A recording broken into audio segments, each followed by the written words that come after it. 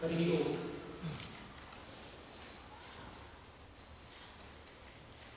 नाथायैव नमः पदं भवतु नः चित्रैश्चरित्रक्रमैः भूयोभिः भुवनान्यमूनि कुहना गोपाय गोपायते कालिन्दी रसिकाय कालियपणास्फरस्फटा वाटिका रङ्गोत्सङ्ग विशङ्ग चन्द्रमधुरा पर्याय पर्यायते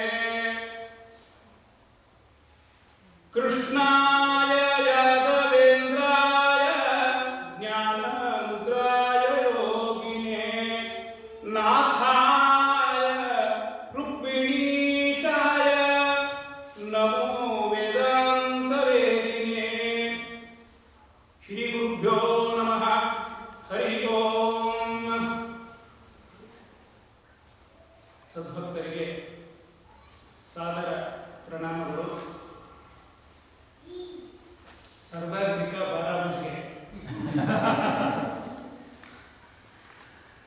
ಬಹಳ ಹೊತ್ತಿನಿಂದ ಒಂದೇ ಕಡೆಗೆ ಕುಳಿತಿದ್ದೀರಿ. ನಾನು ಆಯ್ದುಕೊಂಡಿರುವ ವಿಷಯ ಕಾವ್ಯ ಅಲ್ಲ, ಕಾವ್ಯ ಶಾಸ್ತ್ರ ವಿನೋದ. ಶಾಸ್ತ್ರ ಪ್ರಧಾನ, ಕಾವ್ಯ ಪ್ರಧಾನ.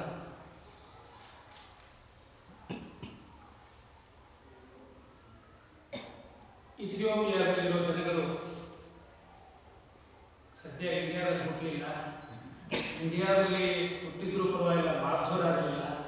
ಮಾಧ್ವರಾಗಿದ್ರೂ ಪರವಾಗಿಲ್ಲ, ಈ ದತ್ತ ಸ್ವಾತಂತ್ರ್ಯದ ಸಿಕ್ಕಿನಲ್ಲಿ ಸಿಕ್ಕಿಬೀಳಿಲ್ಲ ಅಂತ ಅಂದುಕೊಂಡಿರಬಹುದು. ಏನೋ ಅಂದುಕೊಂಡಿರ್ಲಿಕ್ಕೂ ಇಲ್ಲ. ಅಂದುಕೊಂಡಿದ್ರು ಅವನೇ ಅವ್ರ ಮೂಲಕ ಅನಿಸಿರಬಹುದು. ಅವ್ರು ಅಂದುಕೊಂಡಿದ್ದಾರೆ ಅಂತ ನಾವು ಅಂದ್ಕೊಳ್ಳಾರೆ, ಅಥವಾ ಹೀಗೆ ಅವನು ನಮ್ಮಿಂದ ಅನಿಸಿದ್ದಾರೆ.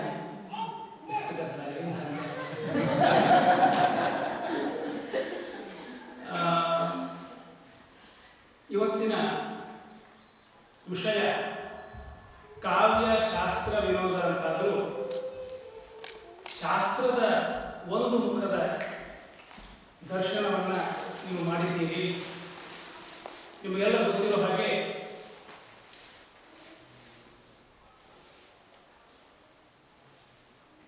ಮೈಕ್ರೋ ಮ್ಯಾಕ್ರೋ ಅಂತ ಎರಡು ದೃಷ್ಟಿ. ದತ್ತ ಸ್ವಾತಂತ್ರ್ಯ, ಜೀವಕರ್ತೃತ್ವ ಇವೆಲ್ಲ ಮೈಕ್ರೋ ಸಣ್ಣ ಸಣ್ಣ ವಿಷಯಗಳನ್ನು ಬ್ರಾಹ್ಮಣರು, ಮಾಧ್ವರಲ್ಲಿನ ಕೆಲವು ಪ್ರಮೇಯಗಳು, ಆ ಪ್ರಮೇಯದಲ್ಲಿನ ಡಿಫ್ರೆಂಟ್ ಇಂಟರ್ಪ್ರಿಟೇಷನ್ಸು, ಆಳಕ್ಕಾಳಕ್ಕೆ ಹೋದಾಗೆ ನಮಗೆ ಗೋಚರಿಸ್ತಕ್ಕಂಥ ವಿಷಯಗಳು. ಇದರ ಇನ್ನೊಂದು ತುದಿಗೆ ಮ್ಯಾಕ್ರೋ ಸೈಡ್ ಆಫ್ ಇಟ್, ಅದು ಇವತ್ತಿನ ನನ್ನ ಉಪನ್ಯಾಸದ ವಿಷಯ. ಭಾರತೀಯ ತತ್ವಶಾಸ್ತ್ರ. ನಮ್ಮಲ್ಲಿ ಬಹಳಷ್ಟು ಜನ ಏನು ಮಾಡ್ತೀವಿ ಅಂದರೆ, ದ್ವೈತ ಸಿದ್ಧಾಂತದ ಪ್ರಮೇಯಗಳನ್ನು ಬೇರೆ ಬೇರೆ ಒಕೇಜನ್ಗಳಲ್ಲಿ, ಟೀಕಾರಾಯರ ಆರಾಧನೆ, ಮಧ್ವನವಮಿ ಮುಂತಾದ ಅನೇಕ ಸಂದರ್ಭಗಳಲ್ಲಿ ದ್ವೈತ ಸಿದ್ಧಾಂತದ ಬೇರೆ ಬೇರೆ ಪ್ರಮೇಯಗಳನ್ನು ಕುರಿತು ನಾವು ವಿಚಾರ ಮಾಡ್ತೀವಿ. ಬರೀ ದ್ವೈತ ಅಲ್ಲ, ಬರೀ ಮಾಧ್ವ ಅಲ್ಲ, ಬರೀ ವಿಶಿಷ್ಟಾದ್ವೈತ ಅಥವಾ ಅದ್ವೈತವೂ ಅಲ್ಲ. ಇದಕ್ಕೂ ಆಚೆ ತತ್ವಶಾಸ್ತ್ರದ ಪ್ರಪಂಚ ಬಹಳ ವಿಶಾಲವಾಗಿದೆ. ಆ ವಿಶಾಲವಾದ ಪ್ರಪಂಚವನ್ನು ತತ್ವಶಾಸ್ತ್ರ, ದರ್ಶನ, ಶಾಸ್ತ್ರ ಮುಂತಾದ ಶಬ್ದಗಳಿಂದ ತೆಗಿತಾ ಇದ್ದಾರೆ. ಈ ಶಬ್ದದ ಹಿಂದೆ ಅಡಗಿರತಕ್ಕಂಥ ಪ್ರಪಂಚ ಎಂಥದ್ದು ಅನ್ನೋದರ ಪರಿಚಯ ನಿಮಗೆ ಇವತ್ತು ಮಾಡಿಕೊಡುವುದು ನನ್ನ ಉಪನ್ಯಾಸದ ಉದ್ದೇಶ. ನಾಳೆ ದಿವಸ ಸಮಯ ಸಿಕ್ಕರೆ ಸ್ವಲ್ಪ ಕಾವ್ಯ, ಅದರ ರುಚಿ ಏನು ಅನ್ನೋದನ್ನು ತೋರಿಸೋಣ. ಪ್ರಧಾನ ವಿಷಯ ಶಾಸ್ತ್ರ. ಯಾಕೆಂದರೆ ನೀವೆಲ್ಲ ಶಾಸ್ತ್ರವನ್ನು ತಿಳಿಯಬೇಕು ಅಂತ ಅಷ್ಟು ದೂರದಿಂದ ಬಂದಿದ್ದೀರಿ. ಅನೇಕ ಗುರುಗಳನ್ನು ಆಶ್ರಯಿಸಿ ವಿಷಯಗಳನ್ನು ತಿಳಿದುಕೊಳ್ಳಿಕ್ಕೆ ಕಷ್ಟಪಡ್ತಾ ಇದ್ದೀರಿ. ಆದ್ದರಿಂದ ಶಾಸ್ತ್ರ ಅನ್ನೋ ಶಬ್ದದ ಹಿಂದೆ ಇರತಕ್ಕಂಥ ವಿರಾಟ್ ಪ್ರಪಂಚ ಎಂಥದ್ದು, ವಿದ್ಯಾಪೀಠದಂಥ ಗುರುಕುಲದಲ್ಲಿ ಅಥವಾ ಶಾಸ್ತ್ರಜ್ಞರಲ್ಲಿ ಓದಿದವರಿಗೆ ಅದರ ಪರಿಚಯ ಇದೆ. ಉಳಿದವರಿಗೆ, ಸಾಮಾನ್ಯರಿಗೆ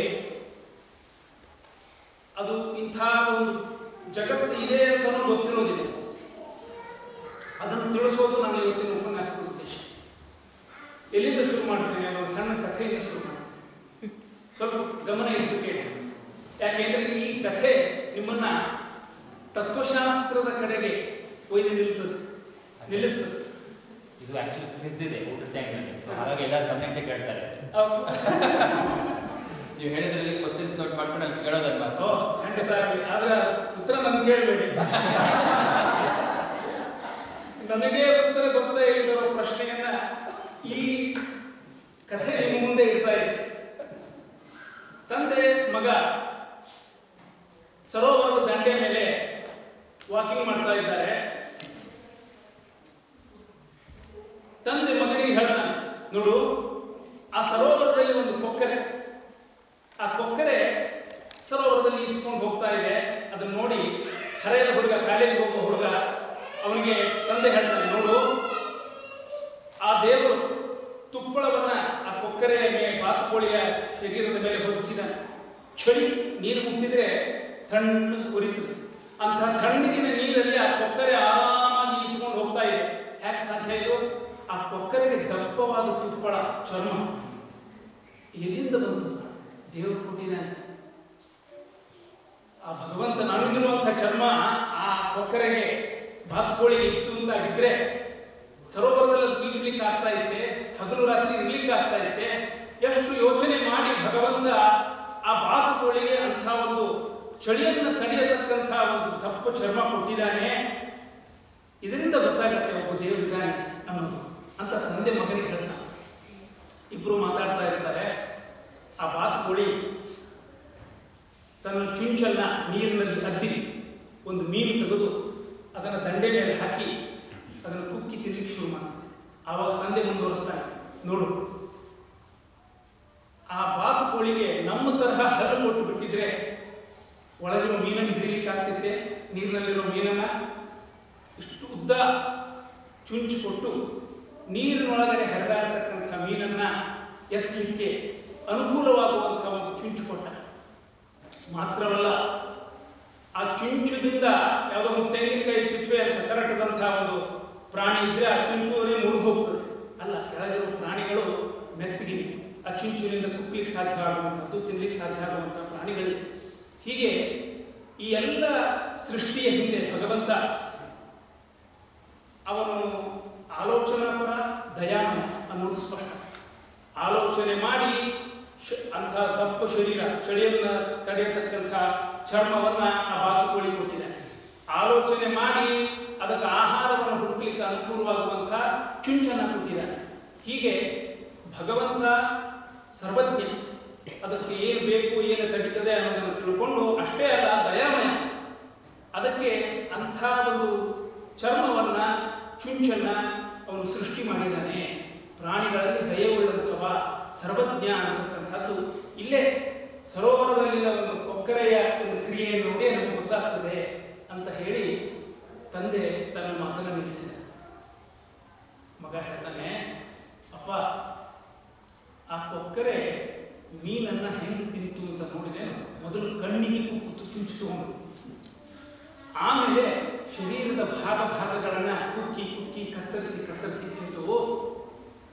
ಆ ಭಗವಂತ ಯಾರು ಕೊಕ್ಕರೆಯನ್ನ, ಅದರ ಚುಂಚನ್ನ ನಿರ್ಮಾಣ ಮಾಡಿದನೋ ಅವನೇ ಮೀನನ್ನು ನಿರ್ಮಾಣ ಮಾಡಿದ್ದಾನೆ. ಆ ಮೀನು ಎಷ್ಟು ನೋವಾಗಿರಬಹುದು. ಆ ಸ್ಥಿತಿಯಲ್ಲಿ ಮೀನನ್ನ ಸೃಷ್ಟಿ ಮಾಡಿರ್ತಕ್ಕಂಥ ಭಗವಂತ ದಯಾಮಯ ಅಂತ ಹೇಳ್ತೀಯ. ನಿಮ್ಮ ದೇವರು ಕೊಕ್ಕರೆಗೆ ಮಾತ್ರ ದೇವರಲ್ಲ, ಮೀನಿಗೂ ದೇವರು ಹೋಗುತ್ತಾನೆ. ಆದ್ದರಿಂದ ಇಷ್ಟು ಕ್ರೂರಿ ಆ ನಿನ್ನ ಭಗವಂತ ಆಗಿರ್ಲಿಕ್ಕೆ ಹೇಗೆ ಸಾಧ್ಯ? ಇಂಥ ಭಗವಂತನನ್ನ ದಯಾಮಯ, ಸರ್ವಸಮರ್ಥ ಅಂತ ಹೇಗೆ ನಾನು ಒಪ್ಪಿಕೊಳ್ಳೋದು ಅಂತ ಮಗ ಪ್ರತಿ ಪ್ರಶ್ನೆಯನ್ನ ಮಾಡ್ತಾನೆ. ಇಲ್ಲಿ ದಯಾಮಯನು ಸರ್ವಸಮರ್ಥನು ಆಗಿರುವ ಒಬ್ಬ ಭಗವಂತ ಇರಲು ಸಾಧ್ಯವಿಲ್ಲ ಅನ್ನೋದು ಆ ಮಗನ ಪ್ರಶ್ನೆಯ ಹಿಂದಿರುವ ಭಾವ. ಅವನು ದಯಾಮಯ ಆಗಿದ್ದಾನೆ, ಆದರೆ ಸರ್ವಸಮರ್ಥ. ಆ ಕೊಕ್ಕರೆಗೆ, ಮೀನಿಗೆ ಇಬ್ಬರಲ್ಲಿ ಒಬ್ಬರ ಆಹಾರ ಒಬ್ಬರು ಆಗಬೇಕು. ಆದ್ದರಿಂದ ಇದನ್ನು ತಪ್ಪಿಸ್ಲಿಕ್ಕೆ ಅವನಿಗೆ ಬರೋದಿಲ್ಲ ಅಂದ್ರೆ ಅವನು ಸರ್ವಸಮರ್ಥ ಅಲ್ಲ ಅಂತ. ಇಲ್ಲ, ಅವನು ಇದನ್ನು ತಪ್ಪಿಸ್ಲಿಕ್ಕೆ ಸಾಧ್ಯ ಆದರೂ ಅವನು ಮಾಡಿಲ್ಲಪ್ಪ ಅಂದ್ರೆ ಅವನು ಕ್ರೂರಿ ಅಂತ. ಆ ಮೀನಿನ ಕಷ್ಟವನ್ನು ತಪ್ಪಿಸಲಿಕ್ಕೆ ನನಗೆ ಸಾಧ್ಯ, ಆದರೂ ನಾನು ಅದನ್ನು ತಪ್ಪಿಸಲ್ಲ, ಅಂದರೆ ನಾನು ಕ್ರೂರಿ ಅಂತ. ಭಗವಂತ ದಯಾಮಯನು ಸರ್ವಸಮರ್ಥನು ಆಗಲಿಕ್ಕೆ ಸಾಧ್ಯವಿಲ್ಲ ಅಂತ ಮಗ ತಂದೆಗೆ ಪ್ರಶ್ನೆ ಕೇಳಿದಾಗ ತಂದೆ ಅಂತಾನಂತೆ ಪುತ್ರಾದಿಚ್ಛೆ ಪರಾಜಯ. ಈಗೆಲ್ಲ ನಮ್ಮ ಮಕ್ಕಳ ಜೊತೆಗೆ ಒಂದು ಮಿತಿಯ ತನಕ ನಾವು ವಾದ ತರ್ಕ ಲಾಜಿಕ್ ಮಾಡ್ತೇವೆ. ಆಮೇಲೆ ಅವರು ನಮಗಿಂತ ಜೋರಾಗಿ ಮಾತಾಡೋದನ್ನು ನೋಡಿ ಮತ್ತೆ ನಾನು ಸೋತ್ರೂ ಸರಿ, ನಾನು ಗೆದ್ರೂ ಸರಿ, ನಾನು ಸೋತ್ರೆ ನನ್ನ ಮಗ ನನಗಿಂತ ಬುದ್ಧಿವಂತ ಅಂತ ಖುಷಿ, ಖಂಡಿಸಿದ್ರೆ ಮಗನ ಮಾತಿಗೆ ಉತ್ತರ ಕೊಟ್ಟೆ ಅಂತ ಖುಷಿ. ಇದರವೇ ಬಿನ್ ಅಂತ ನಾವು ತಂದೆಯವರು ಸಮಾಧಾನ ಮಾಡ್ಕೊಳ್ತಾ ಇದ್ದೀವಿ. ಯಾಕೆ ಈ ಕಥೆಯಿಂದ ನಾನು ನನ್ನ ಪ್ರವಚನವನ್ನು ಆರಂಭ ಮಾಡಿದೆ ಅಂದರೆ, ನಮ್ಮಲ್ಲಿ ಅನೇಕ ಇಂಥ ಪ್ರಶ್ನೆಗಳನ್ನು ಎತ್ತಿಕೊಂಡು ಜೀವನದ ಬಗ್ಗೆ ಬಹಳ ವಿಶಾಲವಾಗಿ, ಸ್ವತಂತ್ರವಾಗಿ, ಅದ್ಭುತವಾದ ರೀತಿಯಲ್ಲಿ ವಿಚಾರ ಮಾಡಿರತಕ್ಕಂಥ ಅನೇಕ ದರ್ಶನಗಳಿವೆ. ದರ್ಶನ ಅಂದ್ರೇನು? ನೋಟ ಅಂತ ಅರ್ಥ. ರುಸಿ, ದೃಶ್ಯ ಪ್ರೇಕ್ಷಣೆ ಅಂತದ. ಏನ್ ನೋಟ? ಹೊರನೋಟ, ಒಳನೋಟ. ಕಣ್ಣಿನಿಂದ ಹೊರಗೆ ಕಂಡಿರತಕ್ಕಂಥ ಪ್ರಪಂಚ ಮಾತ್ರ ಸತ್ಯವೋ ಅಥವಾ ಒಳಗಣ್ಣಿನಿಂದ ಕಾಣತಕ್ಕಂಥ ಆಲೋಚನಾತ್ಮಕ ಪ್ರಪಂಚ ಅಂತ ಏನಿದೆ ಅದು ಸತ್ಯ. ಇದು ದರ್ಶನಗಳ ಭಾರತೀಯ ತತ್ವಶಾಸ್ತ್ರದ ಉದ್ದೇಶ. ಈ ಒಂದು ಉದ್ದೇಶವನ್ನು ಇಟ್ಟುಕೊಂಡು ಎಷ್ಟು ದರ್ಶನಗಳ ರಚನೆ ಆಗಿವೆ? 108 ದರ್ಶನಗಳು. ನಮ್ಮಲ್ಲಿ ಹೇಗೆ ಮಾಧ್ವ ಸಿದ್ಧಾಂತ ಅಂತಿದೆ, this is just one of those 108. ಗೊತ್ತಿರಲಿಲ್ಲ. ಈ 108 ಅಂದ್ರೇನು? 108 ದರ್ಶನಗಳನ್ನಾಗಿ ಅವುಗಳನ್ನು ವ್ಯವಸ್ಥಿತಗೊಳಿಸಿದ್ದಾರೆ. They are so many. When they classified them they became 108 different schools of thoughts. ಯಾಕೆ ಇಷ್ಟೊಂದಿವೆ ಅಂದರೆ 10,000 ವರ್ಷಗಳ ವೈಚಾರಿಕ ಪರಂಪರೆ ಇದೆ ನಮ್ಮ ದೇಶಕ್ಕೆ. ನಮ್ಮ ಮಕ್ಕಳಿಗೆ ಹೇಳಬೇಕು. ಇದನ್ನು ಹೇಳ್ತಾ ಇರೋ ಉದ್ದೇಶ ಇರ್ತೇನೆ, ಇಲ್ಲಿ ಬೆಳೀತಾ ಇರೋ ನಮ್ಮ ಮಕ್ಕಳಿಗೆ ಎಂಥ ವೈಚಾರಿಕ ಸ್ವಾತಂತ್ರ್ಯವುಳ್ಳಂತಹ ದೇಶದಿಂದ ನಾವು ಬಂದಿದ್ದೇವೆ. ವೇದವನ್ನೇ ಧಿಕ್ಕರಿಸಿರ್ತಕ್ಕಂಥ, ದೇವರೇ ಇಲ್ಲ ಅಂತ ಹೇಳಿರ್ತಕ್ಕಂಥ ನಾಸ್ತಿಕ ಚಾರ್ವಾಕ ಅವನನ್ನು ಕರೆದು ಸ್ಟೇಜ್ ಮೇಲೆ ಕೂರಿಸಿ, ಅಯ್ಯ, as long as your thoughts are based on logic, we will sit down and listen to you ಅಂತ ಹೇಳಿ ಅವನಿಗೊಂದು ಮಣೆ ಹಾಕಿ ಕೂರಿಸಿರ್ತಕ್ಕಂಥ ಪರಂಪರೆ ನಮ್ಮದು. ಚಾರ್ವಾಕ ಶಾಸ್ತ್ರ ಅಂತ ನಾಸ್ತಿಕರ ವಿಚಾರಗಳನ್ನು ಒನ್ನಿಟ್ಟಿನಲ್ಲಿ ಹೊಂದಿಸಿ ಅವುಗಳನ್ನು ನಡುವು ಎಲ್ಲೂ ಯಾರೂ ಬಾಯಿ ಹಾಕಿಲ್ಲ. ನಿಮಗೆ ಹೇಳಬೇಕು ಅಂದರೆ ಇಡೀ ಚಾರ್ವಾಕ ಶಾಸ್ತ್ರವನ್ನು ತರ್ಕದ ತಳಹದಿಯ ಮೇಲೆ ವ್ಯವಸ್ಥಿತವಾಗಿ ವೇದವನ್ನು ಧಿಕ್ಕರಿಸಿ, ಶಾಸ್ತ್ರವನ್ನು ಧಿಕ್ಕರಿಸಿ, ದೇವರನ್ನು ಧಿಕ್ಕರಿಸಿ, ಕಣ್ಣಿಗೆ ಕಾಣದನ್ನು ಯಾವುದೂ ನಂಬಬೇಡ ಅಂತ ಸಾರಿ ಹೇಳತಕ್ಕಂಥವನ ಮಾತುಗಳನ್ನು ಕೆಳಗೆ ಕೂತ್ಕೊಂಡು ಕೇಳಿದರು. ಅವನಿಗೊಂದು ಶಾಸ್ತ್ರ ಅಂತ ಕರೆದರು. ಚಾರ್ವಾಕ ಶಾಸ್ತ್ರವನ್ನು, ಶಾಸ್ತ್ರದ ಮರ್ಯಾದೆ ಕೊಟ್ಟರೋದಕ್ಕೆ. ಈ ಪರಂಪರೆ ಬೇರೆ ಎಲ್ಲಿ ಹೇಳಬೇಕು?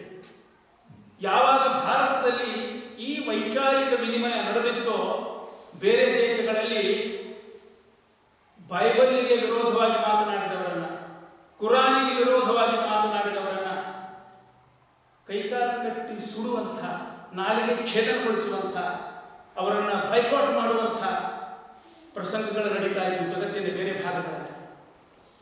ಭಾರತೀಯ ಸಂಸ್ಕೃತಿಯ ಹೆಗ್ಗಳಿಕೆ ಅಂದರೆ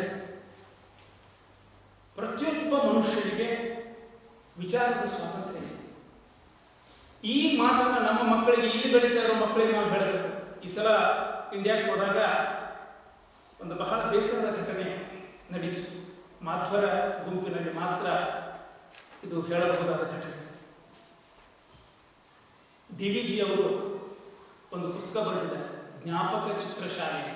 ವಯಸ್ಸಾದ ಮೇಲೆ ಎಲ್ಲ ತಮ್ಮ ಹಿಂದಿನ ಅನುಭವಗಳನ್ನು ನೆನಪಿಸಿಕೊಂಡು ಜ್ಞಾಪಕ ಚಿತ್ರಶಾಲೆ ಅಂತ ಒಂದು ಪುಸ್ತಕ ಬರೆದಿದ್ದಾರೆ. ಅದನ್ನು ಡಾಕ್ಟರ್ ಶತಾವಧಾನಿ R. ಗಣೇಶ್ ಅವರು ಅದಕ್ಕೆ ಮುನ್ನುಡಿ ಎಲ್ಲ ಬರೆದು ಅದನ್ನು ಎಕ್ಸ್ಟ್ರಾಕ್ಟ್ ಮಾಡಿ ಮಾಡಿದ್ದಾರೆ. ಪುಸ್ತಕದ ಅಂಗಡಿಯಲ್ಲಿ ಹೀಗೆ ನೋಡ್ತಾ ಇರುವಾಗ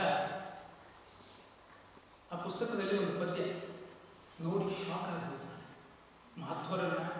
ಉದ್ದೇಶಿಸಿದ ಪದ್ಯ. ಸಾವಿರಾರು ಕೃತಿಗಳು ಮಾರಾಟವಾಗಿ ಪುನರ್ಮುದ್ರಣಗಳು ಆಗಿ ಎಲ್ಲ ಕಡೆಗೆ ಆ ಪುಸ್ತಕ ಇವತ್ತು ಪ್ರಚಲಿತದಲ್ಲಿದೆ.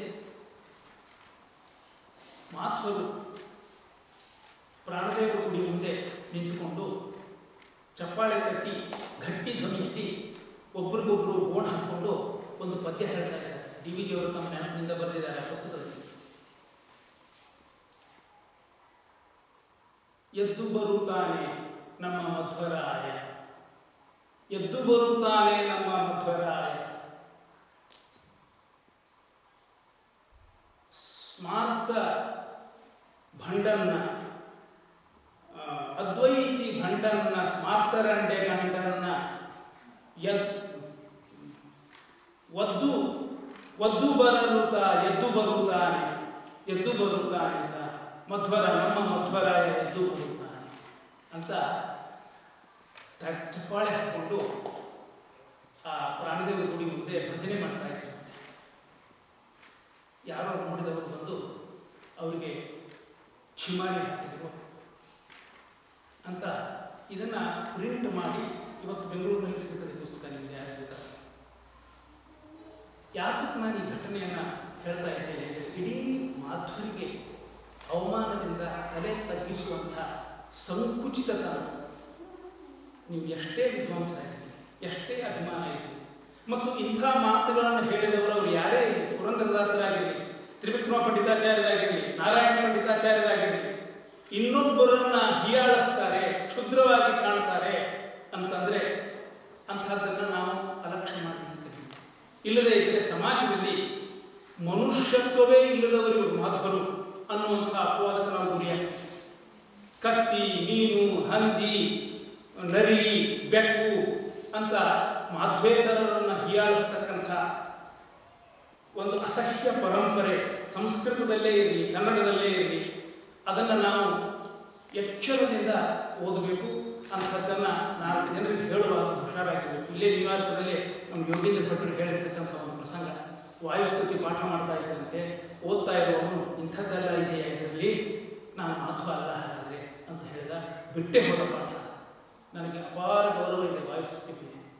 ವಾಯುದೇವರ ಮೇಲಿನ ಭಕ್ತಿ ಇಷ್ಟು ಸುಂದರವಾಗಿ ಅದರಲ್ಲಿ ಪ್ರತಿಪಾದಿತವಾಗಿದೆ ಅಂದರೆ, ದೇವರ ಪೂಜೆ ಮಾಡುವಾಗ ಕಣ್ಣು ಮುಚ್ಚಿಕೊಂಡು ಭಕ್ತಿಯಿಂದ ಬುದ್ಧನೇ ಶೃಂಗರಮ್ಯ ಅನ್ನುವಂಥ ಶ್ಲೋಕಗಳನ್ನು ಹೇಳ್ತೇನೆ. ಆದರೆ ಅಷ್ಟೇ ನಿಷ್ಠುರವಾದ ಭಾವದಿಂದ ಯಾವ ಪದ್ಯಗಳಲ್ಲಿ ಅವರನ್ನು ಮಾರ್ಜಾಲ, ಅವರನ್ನು ಶಬ್ದಗಳನ್ನು ಹೇಳಲಿಕ್ಕೂ ನನಗೆ ಸಂಕೋಚ ಆಗ್ತದೆ. ಅಂತಹ ಶಬ್ದಗಳನ್ನು ಮಧ್ವವಿಜಯದಲ್ಲಿ, ವಾಯುಸ್ತುತಿಯಲ್ಲಿ ಕೆಲವೆಡೆ ಪ್ರಯೋಗ ಮಾಡಿದ್ದಾರೆ. ಕನ್ನಡ ಪದ್ಯಗಳಲ್ಲೂ ಮಾಯಾಮತಕ್ಕೆ ಬೆಂಕಿಯ ಹಚ್ಚು ಅಂಜ ಬ್ಯಾಡೋ ಜೀವ ಅನ್ನುವಂಥ ಮಾತುಗಳು ಕನ್ನಡದ ಪದ್ಯಗಳಲ್ಲೂ ಇದೆ. ಇವನ್ನೆಲ್ಲ ಸ್ವಲ್ಪ ಹುಷಾರಾಗಿ ನಾವು ಪರಿಶೀಲಿಸಬೇಕು. ಇವನ್ನ ನಾವು ಅನ್ನೋದಲ್ಲದೆ 4 ಜನಕ್ಕೆ ಕಲಿಸ್ತೀವಿ. ಇದರಿಂದ ಏನಾಗುತ್ತೆ ಅಂದರೆ, ಬ್ರಾಹ್ಮಣರ ಸಮಾಜ ಇರೋದೇ ಸಣ್ಣ, ವೆರಿ ಸ್ಮಾಲ್ ಪರ್ಸೆಂಟ್. ಅದರಲ್ಲಿ ಮತ್ತು ಉಪವಿಭಾಗಗಳು ಒಬ್ಬರನ್ನೊಬ್ಬರು ದ್ವೇಷಿಸೋದು, ಒಬ್ಬರ ಬಗ್ಗೆ ಒಬ್ಬರಿಗೆ ತಿರಸ್ಕಾರದ ಭಾವನೆ. ತತ್ವಜ್ಞಾನ ಅಂದರೆ ನಿಮಗೆ ನೆನಪಿರಲಿ, ಎಲ್ಲರೂ ಸೇರಿ ವಿಚಾರ ಮಾಡಿ for the enrichment of our society, for the enrichment of our knowledge, together work.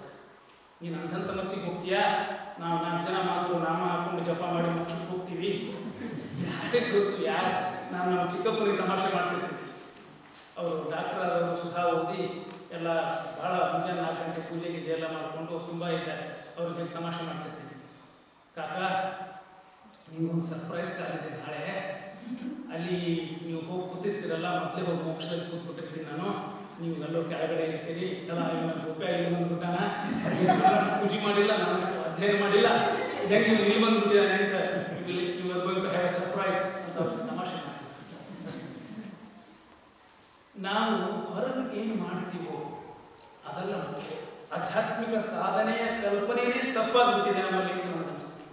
ನೋಡಿ, ನಮ್ಮ ಉತ್ತರಾದಿ ಮಠದಂಥ ದೊಡ್ಡ ಪರಂಪರೆಯ ಮಠಗಳಲ್ಲಿ ಶಾಸ್ತ್ರ ಓದಿದವರು, ಶಾಸ್ತ್ರದ ಪಾಠ ಮಾಡ್ತಿರೋರು ಎಷ್ಟು ಕ್ಷುಲ್ಲಕವಾಗಿ ವರ್ತಿಸ್ತಾರೆ. ಸಾಮಾನ್ಯ ಜನರಲ್ಲಿ ಇರುವಂತಹ ಪ್ರಾಮಾಣಿಕತೆ ಅದು ಕೂಡ ಅಲ್ಲಿ ನಾವು ಕೆಲವು ಸಲ ಕಾಣೋದಿಲ್ಲ.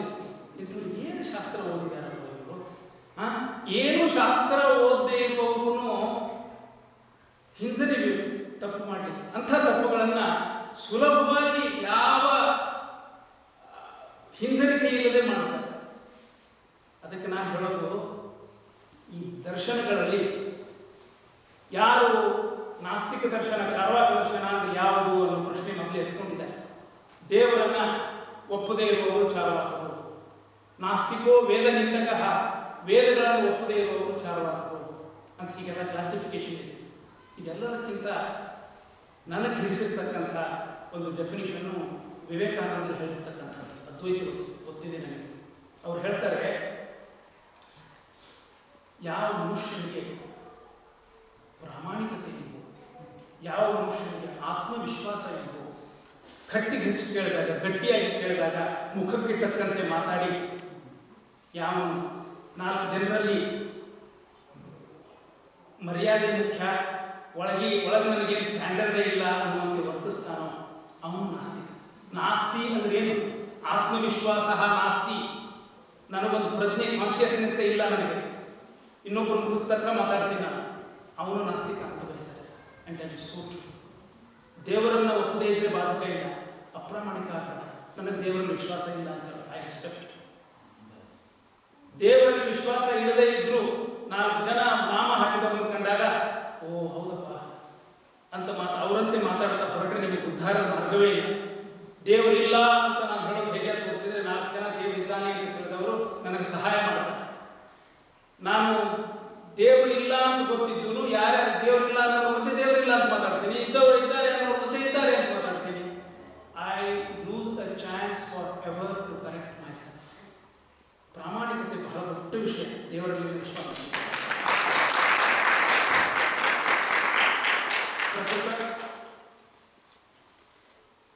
ಆಚಾರ್ಯರ ಮಧ್ವಾಚಾರ್ಯರ ಒಂದು ಮಾತಿನಿಂದ ನನ್ನ ಉಪನ್ಯಾಸವನ್ನು ಆರಂಭ ಮಾಡ್ತಾ ಇದ್ದೇನೆ. 2 ಗಂಟೆಗಳನ್ನು ದೌರ್ಲಭ್ಯಾತ್ ಶುದ್ಧ ಬುದ್ಧೀನಾಂ ಬಾಹುಲ್ಯಾದಲ್ಪವೇದಿನಾಂ ದುರಾಗ್ರಹ ಗೃಹೀತತ್ವಾತ್ ವರ್ತಂತೆ ಸಮಯ ಸದಾ. ಎಷ್ಟು ಸುಂದರವಾದದ್ದು, ಎಷ್ಟು ಅರ್ಥಪೂರ್ಣ. ನಾವು ದರ್ಶನಗಳನ್ನ, ಶಾಸ್ತ್ರವನ್ನ ನೋಡಿ ಇದಮಿತ್ತಂ ಅಂತ ನಿರ್ಣಯ ಮಾಡಿಬಿಡ್ತೀವಿ ಅಂತ ಹೋಗುವ ಮೊದಲು ಆಚಾರ್ಯರ ಈ ಮಾತನ್ನ ನಾವು ನೋಡ್ತೀವಿ. ಅವ್ರು ಹೇಳ್ತಾರೆ, ವರ್ತಂತೆ ಸಮಯ ಸದಾ. ಎಲ್ಲ these schools of thoughts are going to remain forever. ಯಾಕೆ ನಾವೆಲ್ಲ ತರ್ಕ ಮಾಡಿ ಇದು ಸರಿ ಇದು ತಪ್ಪು ಅಂತ ಹೇಳ್ಬಿಡ್ತೀವಲ್ಲ, ತಪ್ಪಿದ್ದದನ್ನು ಯಾಕೆ ಇಟ್ಕೋಬೇಕು ಜನ, ಸರಿ ಇದ್ದದನ್ನು ಅಷ್ಟೇ ಇಟ್ಕೋಬೇಕು, ಇವೆಲ್ಲ ಇರಬಾರ್ದು ಅಂದ್ರೆ ವರ್ತಂತೆ ಸಮಯ ಸದಾ. ಯಾಕೆ? 3 ಕಾರಣ ಕೊಡ್ತಾರೆ. ದೌರ್ಲಭ್ಯಾತ್ ಶುದ್ಧ ಬುದ್ಧೀನಾಂ. ಶುದ್ಧ ಬುದ್ಧೀನಾಂ ದೌರ್ಲಭ್ಯ. It is very hard to find an unbiased mind. ಒಂದೇ ವಿಷಯವನ್ನ 4 ಜನರನ್ನ ಕೂರಿಸ್ಕೊಂಡು ನಾವು ಹೇಳಿದ್ರೆ 4 ಬೇರೆ ಬೇರೆ ತರಹ ತಿಳ್ಕೊತಾರೆ. ಯಾಕೆಂದ್ರೆ ವಿಷಯ ಒಂದೇ ಆಗಿರಬಹುದು, they come from different background, they have biases. ಆ ಬಯಾಸ್ ಮೇಲೆ ನೀವು ಹೇಳಿರೋ ವಿಷಯ ಹೋಗಿ ಕೂತ್ಕೊಳ್ಳೋದು. ದೌರ್ಲಭ್ಯಾತ್ ಶುದ್ಧ ಬುದ್ಧೀನ ಬಾಹುಲ್ಯಾತ್ ಅಲ್ಪವೇದಿನ. ಜಗತ್ತಿನಲ್ಲಿ ಕಮ್ಮಿ ತಿಳ್ಕೊಂಡು ಅದರಿಂದಾಗಿ ಹೆಚ್ಚು ಸುಖವಾಗಿದ್ದೀವಿ ಅಂತ ಭಾವಿಸಿದವರು ಬಹಳ ಜನ. ಕಮ್ಮಿ ತಿಳ್ಕೊಂಡಷ್ಟು ಹೆಚ್ಚು ಸುಖಿ. ಏನಪ್ಪ ಅಂದರೆ ನೋಡಿ, ಇವತ್ತು ಜ್ಞಾನಸತ್ರ ಮಾಡ್ತೀವಿ ಅಂತ ನೀವು ಅಡ್ವರ್ಟೈಸ್ ಮಾಡಿದರೆ ಲಕ್ಷ ಲಕ್ಷ ಜನರಲ್ಲಿಂದ ಒಂದು 10-20 ಜನ ಬರ್ತಾರೆ. Can count them on your finger tips. ಯಾಕೆ? ಒಂದೇನಾದ್ರು ಒಂದು ಡ್ಯಾನ್ಸ್ ಪಾರ್ಟಿ ಇಟ್ಟರೆ ಬಂದು ಕುಡಿದು ಕುಣಿತಾರೆ. ಪ್ರಾಣಿಗಳು ಮನುಷ್ಯರು ಸಂಶಯ ಬರಬೇಕು. ಒಂದು ಜ್ಞಾನಸತ್ರ ಅಂತ ಮಾಡಿದ್ರೆ ಇಷ್ಟು ಕಡಿಮೆ ಜನ ಯಾಕೆ ಬರ್ತಾರೆ ಅಂದ್ರೆ ಮನುಷ್ಯರಿಗೆ ಜ್ಞಾನದ ಕಡೆಗೆ ಒಲವು ಕಡಿಮೆ. ಬಾಹುಲ್ಯ ಅಲ್ಪವೇದಿನ. ಜಗತ್ತಿನಲ್ಲಿ ಅಜ್ಞರು ಅವರದೇ ಸಂಖ್ಯೆ ದೊಡ್ಡ. ಜ್ಞಾನದ ಕಡೆಗೆ ಒಲವಿದ್ದವರು ಯಾವಾಗಲೂ ಕಡಿಮೆ. ಆಧ್ಯಾತ್ಮಿಕ ಜ್ಞಾನ ಆಗಲಿ, ಲೌಕಿಕ ಜ್ಞಾನ, ಪಂಚೇಂದ್ರಿಯಗಳು ಸುಖ, ತಿನ್ನು, ಉಣ್ಣು, ಮಲಗು, ಒಂಚೂರು ನಾಲಿಗೆ ತೀಟೆ ಮುಗಿಯೋ ತನಕ ಮಾತಾಡೋ ಜ್ಞಾನದ ಅಭಿವೃದ್ಧಿಗಲ್ಲ. ಇದರಲ್ಲಿ ತೃಪ್ತರಾಗುವವರೇ ಬಹಳ ಜನ.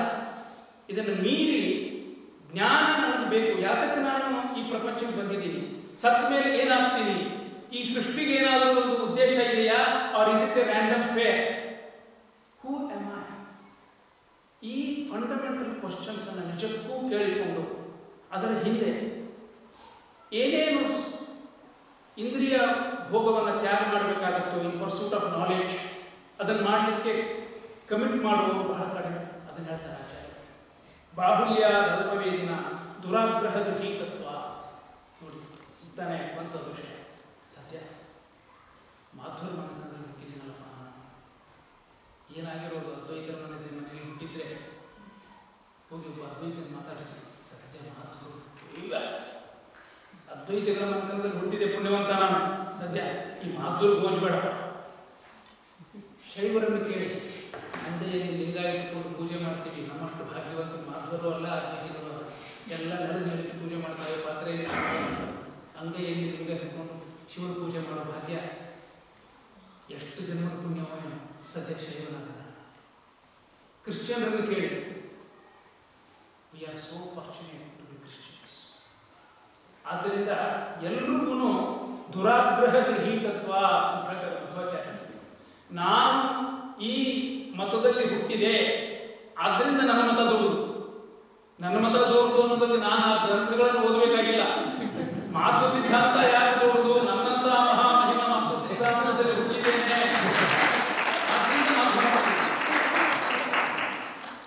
ವರ್ತನತೆ ಸಮಯ ಸದಾ. ಆದ್ದರಿಂದ ಎಲ್ಲ ಕಾಲಕ್ಕೂ ಎಲ್ಲ ಸ್ಕೂಲ್ಸ್ ಆಫ್ ಥಾಟ್ಸ್ ಇರ್ತಾರೆ. ನೀವು ಬೇಕಾದಷ್ಟು ತರ್ಕದ ತಿಪ್ಪಲಾಗ ಹಾಕಿ ದೇವೋದ್ಯೋಗ. ಈ ಒಂದು ಫಂಡಮೆಂಟಲ್ ವಿಷಯವನ್ನು ತಿಳಿದುಕೊಂಡು ಮುಂದೆ 108 ದರ್ಶನಗಳು ಅಂತ ಹೇಳಿದ್ದಾರೆ. ಅದರಲ್ಲಿ ಸುಮಾರು 16 ದರ್ಶನಗಳನ್ನು ಒಟ್ಟು ಮಾಡಿ ಸರ್ವದರ್ಶನ ಸಂಗ್ರಹ ಅನ್ನುವ ಒಂದು ಗ್ರಂಥ ಬರೆದಿದ್ದಾರೆ. ಈ 16 ದರ್ಶನಗಳು ಹೀಗಿದೆ: ಚಾರ್ವಾಕ, ಬೌದ್ಧ, ಜೈನ, ರಾಮಾನುಜ, ಪೂರ್ಣಪ್ರಜ್ಞ, ಪಾಶುಪತ, ಶೈವ, ಪ್ರತ್ಯಭಿಜ್ಞ, ರಸೇಶ್ವರ, ಔಲುಕ್ಯ, ಅಕ್ಷಪಾದ, ಜೈಮಿನಿ, ಪಾಣಿನಿ, ಸಾಂಖ್ಯ, ಪತಂಜಲ, ಕೊನೆಗೆ ಶಾಂಕರ. ಯಾಕೆಂದ್ರೆ ಬರೆದವರು ಅದ್ವೈತ. ಇದೇ ತರಹ ಬೇರೆ ಬೇರೆ ಕ್ಲಾಸಿಫಿಕೇಶನ್ಗಳಿದೆ. ಕೊನೆಗೆ ಶೈವ ದರ್ಶನವನ್ನು ಇಟ್ಟು ಕೆಲವರು ಬರೆದಿದ್ದಾರೆ. ಅಂತೆ ಸಿದ್ಧಸ್ತು ಸಿದ್ಧಾಂತ ಅಂತ ಮಾಧುರು ಬರೆದಿದ್ದರೆ ಕೊನೆಗೆ ಮಾಧ್ವ ದರ್ಶನವನ್ನು ಇಟ್ಟು ಬೇರೆ ಬೇರೆ ರೀತಿ ಕ್ಲಾಸಿಫಿಕೇಶನ್ಗಳನ್ನು ಮಾಡಿ. ಯಾತಕ್ಕೆ ನಾನು ಹೇಳ್ತಾ ಇದ್ದೇನೆ ಅಂದರೆ, ಇದೆಲ್ಲೋ ಗಾಳಿಯಲ್ಲಿಲ್ಲ. ಈ ಗ್ರಂಥಗಳು ಉಪಲಬ್ಧಿ ಇವೆ, ಅಧ್ಯಯನ ಮಾಡಬೇಕು ಅನ್ನೋವರಿಗೆ. ಪೂರ್ಣಪ್ರಜ್ಞೆ ವಿದ್ಯಾಪೀಠದಲ್ಲಿ ನಮಗೆ 6ನೇ ಕ್ಲಾಸಿಗೆ ಈ ಸರ್ವದರ್ಶನ ಸಂಗ್ರಹ ಟೆಕ್ಸ್ಟ್ ಬುಕ್ ಆಗಿತ್ತು. ಸೀರಿಯಸ್ ಆಗಿ ಇಂಡಿಯನ್ ಫಿಲಾಸಫಿಯನ್ನು ಅಧ್ಯಯನ ಮಾಡಬೇಕು ಅನ್ನೋವರಿಗೆ ಇಂಗ್ಲಿಷ್ನಲ್ಲಿ, ಕನ್ನಡದಲ್ಲಿ ಈ ಪುಸ್ತಕಗಳು ಉಪಲಬ್ಧಿ ಇವೆ. ಒಂದ್ಸಲ ತೆಗೆದು ನೋಡಿ. Such A wide variety of thoughts. ಮತ್ತೆ ಹೇಳ್ತಾರೆ, ಈ ಪಂಥದಲ್ಲಿ, ಈ ಮತದಲ್ಲಿ ನಾನು ಹುಟ್ಟಿದೆ ಅನ್ನೋ ಕಾರಣಕ್ಕೆ ಅದು ಸರಿ ಅನ್ನೋ ಆಗ್ರಹ ಎಂದು ಬಿಡಬೇಡ. B open minded. ಎಲ್ಲ ತೆಗೆದು ಏನೇನು ಬೇರೆ ಬೇರೆ ಏನು ವಿಚಾರ ಮಾಡಿದ್ದಾರೆ. ಅಮೇರಿಕೆಗೆ ಬರೋ ತನಕ ಅಲ್ಲೆಲ್ಲ ಅಮೇರಿಕೆ ಬಗ್ಗೆ ಏನು ಹೇಳ್ತಾರೆ ಅದೇ ನಿಜ. ಎಲ್ಲ ಗನ್ ಹಿಡ್ಕೊಂಡು ಓಡಾಡ್ತಾರೋ ಅಮೇರಿಕೆ ಹೊರಟೋಯ್ತಾರೆ. ನಿಜ, ಗನ್ಗೆ ಇಲ್ಲಿ ಲೈಸೆನ್ಸ್ ಇದೆ. ಬಟ್ ಅಲ್ಲಿ ಇದು ಮಾತು ಕೇಳಿದಾಗ ನಿಮಗೇನು ಅಮೇರಿಕೆ ಕಲ್ಪನೆ ಬರುತ್ತೆ, ಅದು ನಿಜವೋ? ಅಷ್ಟು ಇನ್ಸೆಕ್ಯೂರಿಟಿ ಇದೆಯಾ ಇಲ್ಲಿ? Any time anybody can shoot us. ಹೀಗಿರುತ್ತೆ. ನೀವು ಇನ್ನೊಬ್ಬರಿಂದ ರೂಮರ್ಸ್ ಕೇಳಿರ್ತೀರಲ್ಲ, ಅದು ಹೀಗಿರುತ್ತೆ. ನೀವೇ ಆ ಗ್ರಂಥಗಳನ್ನು ತೆಗೆದು ನೋಡಿದಾಗ ಅದರಲ್ಲೂ ಒಳ್ಳೊಳ್ಳೆ ಅಂಶಗಳು ಬೇಕಾದಷ್ಟು. ಇನ್ಫ್ಯಾಕ್ಟ್ ಕೊಂಡುಕೊಳ್ಳೋದು ಬಹಳ ವಿಸ್ತಾರವಾಗಿ ನಡೆದಿದೆ ನಮ್ಮ ಶಾಸ್ತ್ರಗಳಲ್ಲಿ. ಚಾರ್ವಾಕ ದರ್ಶನದಿಂದ ಆರಂಭ ಮಾಡಿಕೊಂಡು ಮಧ್ವ ಸಿದ್ಧಾಂತದವರೆಗೆ ಬಹಳ ವ್ಯಾಪಕವಾಗಿ ಈ ಕೊಂಡುಕೊಳ್ಳುವಿಕೆ ವ್ಯವಹಾರ ನಡೆದಿದೆ. ಇಲ್ಲಿ ಪ್ರತಿಯೊಂದು ದರ್ಶನದಲ್ಲಿ ತರ್ಕದ ನೆಲೆಗಟ್ಟಿನ ಮೇಲೆ ಅವರು ತಮ್ಮ ತಮ್ಮ ಸಿದ್ಧಾಂತವನ್ನು ಪ್ರತಿಪಾದಿಸಿದ್ದಾರೆ. ಉದಾಹರಣೆಗೆ ಚಾರ್ವಾಕ ದರ್ಶನದಲ್ಲಿ ಪ್ರತ್ಯಕ್ಷ ಮಾತ್ರ ಪ್ರಮಾಣ. ಕಣ್ಣಿಗೆ ಏನು ಕಾಣಿಸ್ತದೋ ಅದನ್ನಷ್ಟೇ ಒಪ್ತೀನಿ ನಾನು. ದೇವರು ಕಾಣೋದಿಲ್ಲ, ಒಪ್ಪೋದಿಲ್ಲ. ವೇದಗಳು ಕಾಣೋದಿಲ್ಲ, ಒಪ್ಪೋದಿಲ್ಲ. ಕಣ್ಣಿಗೆ ಯಾವುದು ಪ್ರತ್ಯಕ್ಷ ಮಾತ್ರ ಪ್ರಮಾಣ ಅಂತ ಹೇಳುವುದು ಚಾರ್ವಾಕ. ಅವನನ್ನು ಖಂಡಿಸಿದ ಮುಂದೆ ಬಂದಿರತಕ್ಕಂಥ ಬೌದ್ಧ. ಬರೀ ಪ್ರತ್ಯಕ್ಷ ಪ್ರಮಾಣ ಅಂತ ಹೇಳೋದಕ್ಕೆ ಆಗೋದಿಲ್ಲ, ಅನುಮಾನದಿಂದಲೂ ನಮಗೆ ಜ್ಞಾನ ಆಗ್ತದೆ, ಆದ್ದರಿಂದ ಅನುಮಾನವನ್ನು ಪ್ರಮಾಣ ಅಂತ ಇಟ್ಕೊಳ್ಬೇಕು ಅಂತ ಈ ಚಾರ್ವಾಕನನ್ನು ಖಂಡಿಸಿ ಒಂದು ಹೆಜ್ಜೆ ಮುಂದೆ ಬಂದ ಬೌದ್ಧ. ಬೌದ್ಧರು ಇಡೀ ಜಗತ್ತನ್ನ ಕ್ಷಣಿಕ ಅಂತ ಹೇಳಿ, ಯತ್ ಸತ್ ತತ್ ಕ್ಷಣಿಕಂ, whatever is existent is temporary. Look around, ಎಲ್ಲ ಬದಲಾಗ್ತದೆ. there is nothing that is permanent. Name one thing that stays forever without change. ನಾವು ಇರೋ ಜಗತ್ತು ಎಲ್ಲವೂ ಕೂಡ ಪ್ರತಿ ಕ್ಷಣ ಬದಲಾಗ್ತದೆ. ಅದಕ್ಕೆ ಒಬ್ಬ ಹೇಳ್ತಾರೆ, ರಿವರ್ ಅನ್ನೋ ಶಬ್ದ ತಪ್ಪುತ್ತೆ, ಇಟ್ ಶುಡ್ ಬಿ ರಿವರಿಂಗ್ ರಾದರ್. ಯಾಕೆ? ನೀರಿನಲ್ಲಿ ನೀವು ಕೈ ಇಟ್ಟಾಗ ಕೆಳಗೆ ನೀರು ಹರಿಯುತ್ತಾ ಇರ್ತದೆ ಸತತವಾಗಿ. ಯಾವ ರಿವರ್ನಲ್ಲಿ ನೀವು ಕೈ ಇಟ್ಟಿದ್ದೀರೋ ಆ ರಿವರ್ ಉಳಿದಿಲ್ಲ. ನೀವು ರಿವರ್, ದಿಸ್ ಈಸ್ ರಿವರ್ ಅಂತ ನೀವು ಹೇಳೋ ಕಾಲಕ್ಕೆ ದಿಸ್ ಅಂತ ನೀವು ಯಾವುದನ್ನು ಪಾಯಿಂಟ್ ಮಾಡ್ತೀರೋ, the moment you pointed to it, it has change. So it is not a now, it is rather a continuous process. Rivering, river ಅನ್ನೋದು it is dead thing, but the reality of it is ever changing, it's never dead. ಆದ್ದರಿಂದ river ಅನ್ನೋ ಶಬ್ದವೇ grammatically wrong ಅಂತ ಹೇಳ್ತಾರೆ. ಯತ್ ಸತ್ ತತ್ ಕ್ಷಣಿಕ, ಏನೇ ಇದೆ ಜಗತ್ತಿನಲ್ಲಿ ಅದೆಲ್ಲವೂ ಕ್ಷಣಿಕ, ಎಲ್ಲವೂ ಬದಲಾಗ್ತಕ್ಕಂಥ. ಮುಂದೆ ಬೌದ್ಧರ ನಂತರ ಬಂದಿರತಕ್ಕಂಥ ಜೈನರು ಈ ಕ್ಷಣಿಕವಾದವನ್ನ ಖಂಡಿಸಿ ಅನೇಕಾಂತವಾದವನ್ನ ಅವರು ಸ್ಥಾಪನೆ ಮಾಡಿದರು. ಅನೇಕಾಂತವಾದ ಅಂದ್ರೆ ಏನು? ಒಂದು ವಸ್ತುವನ್ನ 7 ರೀತಿಯಾಗಿ ಬಣ್ಣಿಸುವುದು. ಸತ್ಯ, ಅಸತ್ಯ, ಸದಸತ್ಯ, ಸದಸದ್ವಿಲಕ್ಷಣಂ ಸ್ಯಾತ್, ಅನಿರ್ವಚನೀಯಂ ಸ್ಯಾತ್. ಏನಿಂಗಂದ್ರೆ ಒಂದು ವಸ್ತು ಇದೆ ಅಂತ ಖಂಡಿತವಾಗಿ ಹೇಳೋದು ಬರಲ್ಲ, ಇದ್ದಿರಬಹುದು. ಹಂಗಾರೆ ಇಲ್ವಾ? ಇಲ್ಲ ಅಂತ ಖಂಡಿತವಾಗಿ ಹೇಳೋಕ್ಕಾಗಲ್ಲ, ಇಲ್ಲದೇ ಇರಬಹುದು, ಇರಬಹುದು, ಇಲ್ಲದಿರಬಹುದು. ಹಂಗಂದ್ರೆ ಏನು ಅಂದ್ರೆ ಅವೆರಡರ ಮಧ್ಯದ್ದು ಸದಸದ್ ವಿಲಕ್ಷಣಂ ಸ್ಯಾತ್. ಹೀಗೆ 7 ರೀತಿಯಿಂದ ಒಂದು ವಸ್ತುವನ್ನ ವಿಕಲ್ಪ ಮಾಡ್ತಾ ಹೋಗ್ತಾರೆ. ಸ್ಯಾದ್ವಾದ, ಸಪ್ತಭಂಗಿ ಅಂತ ಅದಕ್ಕೆ ಹೇಳ್ತಾರೆ ಜೈನ. ಅವರನ್ನ ಖಂಡನೆ ಮಾಡಿಕೊಂಡು ಮುಂದಿನ ಆಗಮಗಳು ರಾಮಾನುಜರು ಈ ಸ್ಯಾದ್ವಾದವನ್ನ ಖಂಡನೆ ಮಾಡ್ತಾರೆ. ಹೀಗೆ ತರ್ಕದ ತಳಹದಿಯ ಮೇಲೆ ಒಂದು ಬಹಳ ರೋಚಕವಾದ ಯಾತ್ರೆ ಇದೆ. ನೀವು ಓದ್ತಾ ಹೋದ್ರೆ it is real food for thought. It is such A fun. ನಮ್ಮಲ್ಲಿ ಸತ್ಯನಾರಾಯಣ ಕಥೆ, ಗಣಪತಿ ಕಥೆ, ಅದನ್ನ ಓದ್ದವರು ಕೇಳ್ತಿರ್ತಾರೆ, ಏನ್ರಿ ಹಿಂದೂ ರಿಲಿಜನ್ ಅಂದ್ರೆ ಇಷ್ಟೇನಾ? ಇಲ್ಲಿ ಇಂಟೆಲೆಕ್ಚುಯಲ್ ಸ್ಟಫ್ ಇಲ್ಲಿ ಇಲ್ವೇ ಇಲ್ವಾ? People ridiculous. ನಾನು ಹೇಳೋದು, if you are hungry for intellectual stuff, look at darshanas. ಎಷ್ಟು ಸಮೃದ್ಧವಾಗಿದೆ ಅಂದರೆ, ಒಂದು ನ್ಯಾಯಶಾಸ್ತ್ರ ಅಂತ ಇದೆ, ತರ್ಕ. ಅದ್ರ ಒಳಗಡೆ ನಿಮಗೆ ನಾನು 1ನೇ ಕ್ಲಾಸು 2ನೇ ಕ್ಲಾಸು ಮುಗಿಸಿದ್ದೀನಿ ಅಂತ ಹೇಳೋಕ್ಕೇನೆ you need to spend 2 years. ಎಷ್ಟು ಗಹನವಾಗಿದೆ ಅಂದರೆ, ಕೆಲವು ಶಬ್ದಗಳಿಗೆ ಬೇರೆ ಭಾಷೆಯಲ್ಲಿ ಟ್ರಾನ್ಸ್ಲೇಷನ್ನೇ ಇಲ್ಲ. They go so deep that you cannot find a translation for those words in English or any other languages. They have to be translated in Sanskrit itself. ಅವಚ್ಛೇದಕ, ಅವಚ್ಛಿನ್ನ, what translations can you provide for those words? ಅಂಥ ತರ್ಕಶಾಸ್ತ್ರದಲ್ಲಿ ಇಲ್ಲಿ Harvard ಯೂನಿವರ್ಸಿಟಿಯಲ್ಲಿ Indian logic ಮೇಲೆ PhD ಮಾಡ್ತಿರೋರಿದ್ದಾರೆ.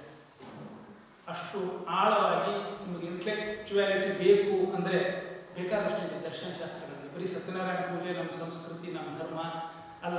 ಇಲ್ಲೆಲ್ಲ ದೇವಸ್ಥಾನಕ್ಕೆ ಹೋಗಿ ಪೂಜೆ ಮಾಡಿಸೋದು, ಹೋಮ ಹವನ ಮಾಡಿಸೋದು. ನಾನು ಆವಾಗ ಹೇಳ್ತಿರ್ತೀನಿ, ಪ್ರತಿಯೊಂದು ದೇವಸ್ಥಾನದಲ್ಲಿ ಒಂದು ಪಾಠಶಾಲೆ ಮಾಡಿ ಗೃಹಸ್ಥರು ಸಂಸ್ಕೃತ ಓದಬೇಕು ಅಂತ ಬರ್ತಿರ್ತಾರೆ. ನಮ್ಮ ಶಾಸ್ತ್ರವನ್ನು ತಿಳ್ಕೊಳ್ಬೇಕು. ಒಬ್ಬ ಒಳ್ಳೆ ಶಾಸ್ತ್ರದ ವಿದ್ವಾಂಸನನ್ನ ಬಿಡಿ, ಅವನಿಗೆ ITI ಅವನಿಗೆ ಕೊಟ್ಟಂಗೆ ಸಂಬಳ ಕೊಡಿ. ಏನಾಗಿದೆ ದೇವಸ್ಥಾನಕ್ಕೆ ಆದಾಯಕ್ಕೆ? Encourage art, music, scholars. ದೇವಸ್ಥಾನಗಳಿಂದ ನಡಿಬೇಕಾದಂಥ, ಎಲ್ಲಿ ಆದಾಯ ಬರ್ತದೋ ಅಲ್ಲಿ ನಡಿಬೇಕಾದಂಥ ಕಾರ್ಯಗಳಿಗೂ. ಹೀಗೆ ತರ್ಕ, ವ್ಯಾಕರಣ, ವೇದಾಂತ, ಮೀಮಾಂಸಾ, ಅನೇಕ ಶಾಖೆಗಳು ನಮ್ಮಲ್ಲಿ ಬೆಳೆದಿವೆ. ಯಾರೋ ಕೇಳ್ತಾ ಇದ್ರು, ಏನು ಈ ವಿದ್ಯಾಪೀಠದಲ್ಲಿ 12 ವರ್ಷ ಏನೇನು ಕಲಿಸ್ತಾರೆ ಅಂತ. ನನ್ನ ಸಂಬಂಧಿಕರ ಮನೆಗೆ ಹೋದಾಗ ಶ್ರಾದ್ದಕ್ಕೆ ತಿಳ್ಕೊಂಡು ಮನೆಯಲ್ಲಿ ಯಾರೋ ಶ್ರಾದ್ದ ಕರೆದು ಊಟಕ್ಕೆ ಗೋಪಿ ನಿಮಗೆ ಅವ್ರು ಮಾಡಿಸ್ತಾರಲ್ಲ, ಅವ್ರಿಗೆ ಶ್ರಾದ್ದ ಮಾಡಿಸ್ಲಿಕ್ಕೆ ಬರ್ತದೆ? ಇಲ್ಲರಿ ಬರೋದಿಲ್ಲ. ಮತ್ತು 12 ವರ್ಷ ಏನು ಓದಿದ್ದೀನಿ?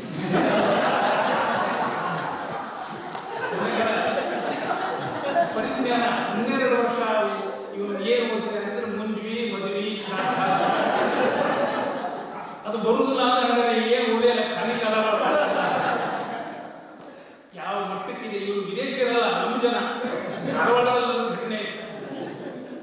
ಶಾಸ್ತ್ರದ ಜ್ಞಾನದ ತಿಳುವಳಿಕೆ ನಮ್ಮ ಜನಗಳಲ್ಲಿ ಯಾವ ಮಟ್ಟಕ್ಕಿದೆ ಅನ್ನೋದು ದೃಷ್ಟಾಂತ ಹೇಳ್ತೀನಿ. ಆದ್ದರಿಂದ ಓದಬೇಕು ಅನ್ನುವವರಿಗೆ ನೋಡಿ, ದರ್ಶನಗಳು ಅಂದ್ರೆ ಗೊತ್ತಿಲ್ಲ ನಮ್ಮ ಜನಗಳಿಗೆ.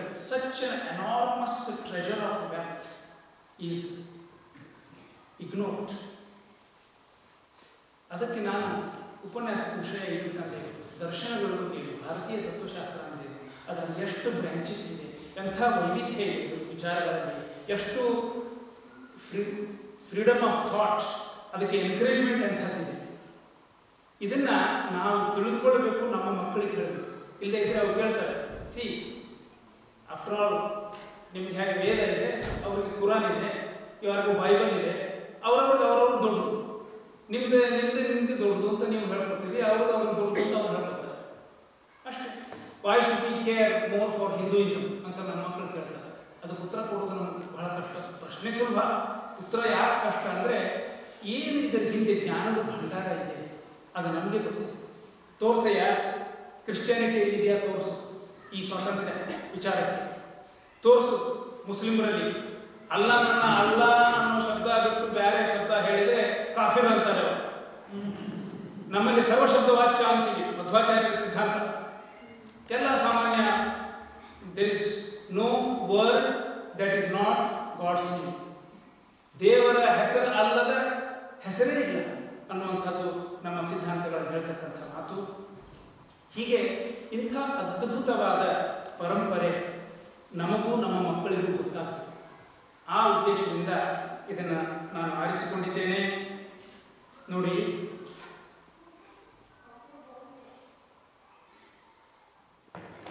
ಮುಸ್ಲಿಮರಲ್ಲಿ ಮೊಹಮ್ಮದ್ ಪೈಗಂಬರ್ ಅವನ ದತ್ತ ಮಗನಿಗೆ ಮದುವೆಯಾಗಿ ಹುಡುಗಿ ಬಂದರು, ನವತರುಣಿ. ಅವನು ದತ್ತ ಮಗ ಎಲ್ಲೋ ಹೊರಹೋಗಿದ್ದ. ಮೊಹಮ್ಮದ್ ಪೈಗಂಬರ್ ವಿಸಿಟೆಡ್ ದಟ್ ಹೌಸ್. ಅವನ ದೃಷ್ಟಿ ಈ ದತ್ತ ಮಗನ ಹೆಂಡತಿ ಮೇಲಿತ್ತು. ಅವಳಿಗೆ ಸರಿ ಬರಲಿಲ್ಲ. ಮಾವ ಅನಿಸ್ಕೊಂಡವನು ಮಾತಾಡೋ ರೀತಿ, ನೋಡೋ ರೀತಿ ಸರಿ ಬರಲಿಲ್ಲ. ಅವನು ಹೋದ ಮೇಲೆ ಗಂಡನ ಹತ್ರ ಬಂದು ಪಾಪ ಹೇಳ್ಕೊತಾರೆ, ನೋಡಿ ಇಲ್ಲಿ ಬಂದಿದ್ದು ಮೊಹಮ್ಮದ್ ಪೈಗಂಬರರು, ಅವರು ದೃಷ್ಟಿ ಸರಿ ಅನಿಸಲಿಲ್ಲ, ಅವ್ರ ಮಾತಿನ ರೀತಿ ನನಗೆ ಸರಿ ಅನಿಸಲಿಲ್ಲ ಅಂತ ಗಂಡನ ಹತ್ರ ಹೇಳ್ಕೊತಾರೆ. ಅವನು ಹೋಗಿ ಪೈಗಂಬರರನ್ನು ಕೇಳ್ತಾನೆ, ಹೀಗೆ ಬಂದಿದ್ರಿ ಅಂತೆ, ನನ್ನ ಹೆಂಡತಿ ಹೀಗೆ ಹೇಳಿದ್ದು, ಹೌದು, ಅವಳನ್ನು ನನಗೆ ಕೊಡು, ನಾನು ಮದುವೆ ಆಗ್ತೇನೆ. ಎಲ್ಲ ಕಮ್ಯುನಿಟಿನವರು ಅಬ್ಜೆಕ್ಟ್ ಮಾಡಿದ್ರು. ಇವನು ಗುರು, ಇವನು ಎಲ್ಲರಿಗೂ ಗೈಡ್ ಮಾಡಬೇಕಾದ ಸ್ಥಾನದಲ್ಲಿ. ಆವಾಗ ಅವನೇನು ಮಾಡ್ದ, ದತ್ತು ಮಗ ಅಲ್ಲ ಅಂತ ಕುರಾನ್ನಲ್ಲಿ ಒಂದು ಫತ್ವ ಹೊರಡಿಸ್ತಾರೆ, ಒಂದು ನಿಯಮ ಹೊರಡಿಸ್ತಾರೆ. ಇವತ್ತಿಗೂ ಮುಸ್ಲಿಮರಲ್ಲಿ ದತ್ತು ತಗೊಳ್ತಕ್ಕಂಥ ಪದ್ಧತಿ ಇಲ್ಲ. ಅವತ್ತು ಮೊಹಮ್ಮದು ಆ ದತ್ತು ಮಗನ ಹೆಂಡತಿಯನ್ನು ತಾನು ಸ್ವೀಕಾರ ಮಾಡಿ ಕುರಾನದಲ್ಲಿ ಅದಕ್ಕೋಸ್ಕರ ಒಂದು ನಿಯಮವನ್ನೇ ರಚನೆ ಮಾಡಿ, ದತ್ತು ಮಗ ಅಲ್ಲ, ದತ್ತು ತಗೊಳ್ಳೋದಿಲ್ಲ. ಯಾತಕ್ಕೆ ಇದನ್ನು ಹೇಳ್ತಾ ಇದ್ದೀನಿ ಅಂದರೆ, ಸ್ವಾರ್ಥದಿಂದ ಪ್ರೇರಿತವಾದ ಧರ್ಮ ಎಲ್ಲಿ? ರಾಜಾಧಿರಾಜರು ಬಂದು ನಮ್ಮ ಗುರು ಆಗಲಿ, ಅರಮನೆಯಲ್ಲಿ ನಿಮಗೆ ಬಂಗಾರದ ಪಲ್ಲಕ್ಕಿ ಇಟ್ಟು ನಿಮ್ಮನ್ನು ನೋಡ್ಕೋತೀವಿ, ಹೋಗುವವರು ಆಳ ಕೊಟ್ಟು ನಿಮ್ಮನ್ನು ನೋಡ್ಕೋತೀವಿ, ಇಡೀ ಜನ್ಮ ನಿಮ್ಮನ್ನ ಸಕ್ಕರೆ ತುಪ್ಪದಲ್ಲಿ ಕೈ ತೊಳಿತೀವಿ, ಸಿಂಹಾಸನದ ಮೇಲೆ ಕೂಡಿಸ್ತೀವಿ. ಕೇಳಿದ್ದೀರಿ ನೀವು, ಕೃಷ್ಣದೇವರಾಯನ ಸಮಯದಲ್ಲಿ ವ್ಯಾಸರಾಜನ ಸಿಂಹಾಸನದ ಮೇಲೆ ಕೂಡಿಸಿ ತಾನು ಎದುರುಗಡೆ ಕೈ ಮುಕ್ಕೊಂಡು ನಿಂತ್ಕೋತಾ ಇದ್ದ ಕೃಷ್ಣದೇವರಾಯ. ವಿದ್ಯಾರಣ್ಯರು ವ್ಯಾಸರಾಜರು ಏನು ಮಾಡಿದರು? ವನಂಗತೋಯತ ಹರಿಮಾಶ್ರಯೇತ ಕಿಂತು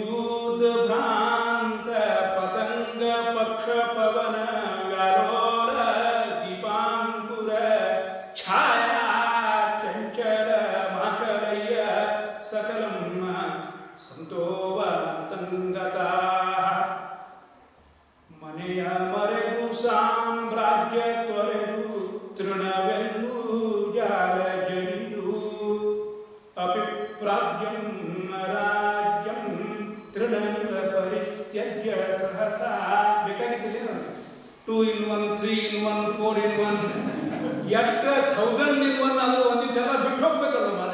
ಇಲ್ಲೇ ಅದನ್ನು ಮರೆತು ಬಿಟ್ರಲ್ಲ ಅಂದ್ರೆ ಎಷ್ಟೇ ವೈಭವದಾಗಿದೆ ಈ ಜೀವನ ಬಿಟ್ಟು ಹೋಗೋದ ಒಂದು ದಿವಸ. ಅರಮನೆ ವೈಭವ ಎಲ್ಲ ಬಿಟ್ಟು ದೂರ ಅರಣ್ಯದೊಳಗೆ ಒಂದು ಕುಟೀರ ಮಾಡಿಕೊಂಡು ಜ್ಞಾನದ ಉಪಾಸನೆ ಮಾಡಿಕೊಂಡಿದ್ರು ಮಹಾನುಭಾವ. ಅವರಲ್ಲೇ ದತ್ತ ಮಗನ ಹೆಂಡತಿಯನ್ನು ತಾನೇ ಮದುವೆ ಮಾಡಿಕೊಳ್ಳೋ ಧರ್ಮಗುರುವೇ. ಇಷ್ಟು ಅಂತರದ ಬೇರೆ ಧರ್ಮಗಳಿಗೂ ನಮ್ಮ ಧರ್ಮಗಳಿಗೂ. ಗೆಲಿಲಿಯೋನ ಕಥೆ ನೀವು ಕೇಳಿದ್ದೀರಿ. ವೈಜ್ಞಾನಿಕ ದೃಷ್ಟಿಯುಳ್ಳಂಥವನಿಗೆ ಯಾವ್ಯಾವ ರೀತಿ ಹಿಂಸೆ ಮಾಡಿದ್ರು ಅಂತ. ನಮ್ಮ ಪರಂಪರೆ ಬಹಳ ದೊಡ್ಡದು. ನಾವು ಇವತ್ತು ಅದನ್ನು ಕಳ್ಕೊಳ್ತಾ ಇದ್ದೇವೆ. ಅದಕ್ಕೆ ನಾನು ಪುನಃ ಪುನಃ ಎಚ್ಚರಿಸ್ತಾ ಇದ್ದೇನೆ, ಇನ್ನೊಬ್ಬರ ವಿಚಾರವನ್ನು ಕರ್ಬ್ ಮಾಡಬೇಡ. ಮಕ್ಕಳು ಏನಾದರೂ ಪ್ರಶ್ನೆ ಕೇಳಿದರೆ ನಮಗೆ ಉತ್ತರ ಕೊಡ್ಲಿಕ್ಕೆ ಬರದೇ ಇದ್ರೆ ಸಿಟ್ಟು ಬಂದ್ಬಿಡ್ತದೆ. ಅದಕ್ಕೆ ಪ್ರಸಂಗ ಶುರು ನೋಡು. ಯಾಕೆಂದ್ರೆ ನನಗೆ ಉತ್ತರ ಕೊಡಕ್ಕೆ ಗೊತ್ತಿಲ್ಲ, ಅವನು ಪಾಪ ಪ್ರಶ್ನೆ ಕೇಳ್ತಿದ್ದಾನೆ. ಅಲ್ಲ, ನನಗೆ ಗೊತ್ತಿಲ್ಲ ಅಂದ್ರೆ ನನಗೆ ತಿಳಿದವರನ್ನ ಕೇಳಿ ಹೇಳ್ತೀನಪ್ಪ, ಒಳ್ಳೆ ಪ್ರಶ್ನೆ ಕೇಳಿದೆಯಾ, ಎನ್ಕರೇಜ್, ಶಬಾಸ. ನನಗೂ ಗೊತ್ತಿಲ್ಲ, ನಿಮಗೂ ಗೊತ್ತಿಲ್ಲ, we are together. We will go to a guru, somebody who knows better. ಅಲ್ವಾ? ಇದು ನಮ್ಮ ಪರಂಪರೆ ಅಲ್ವಾ? ಈ ಪರಂಪರೆಯನ್ನು ನಮಗೆ ಜ್ಞಾಪಿಸ್ತಕ್ಕಂಥದ್ದು ದರ್ಶನಶಾಸ್ತ್ರ. ಆದ್ದರಿಂದ ಈ ದರ್ಶನಶಾಸ್ತ್ರವನ್ನು ನಾನು ಬಂದಿದ್ದೇನೆ. ಬಹಳ ವಿಷಯಗಳು ನೋಡಿ. ಜೈನರಲ್ಲಿ ಎಲ್ಲರಿಗೂ ಅವರು ದೊಡ್ಡದು ಅಂತ ಹೇಳಿದ್ರೆ, ನಮಗೆ ವೇದ ಇದೆ, ಜೈನರಿಗೆ ಅವರು ವೇದ ನಿಂದಕರು ವೇದ ಒಪ್ಪೋದಿಲ್ಲ ಅಂತ ಹೇಳ್ತಾರೆ. ಜೈನರಲ್ಲಿ ಹೋಗಿ ಮಾತಾಡಿಸಿ 14 ಶ್ರುತಿಗಳಿದೆ ಅಂತ ಹೇಳ್ತಾರೆ. ಶ್ರುತ ಅಂತ ಕರೀತಾರೆ, ನಾವು ಶ್ರುತಿ ಅಂತೀವಿ.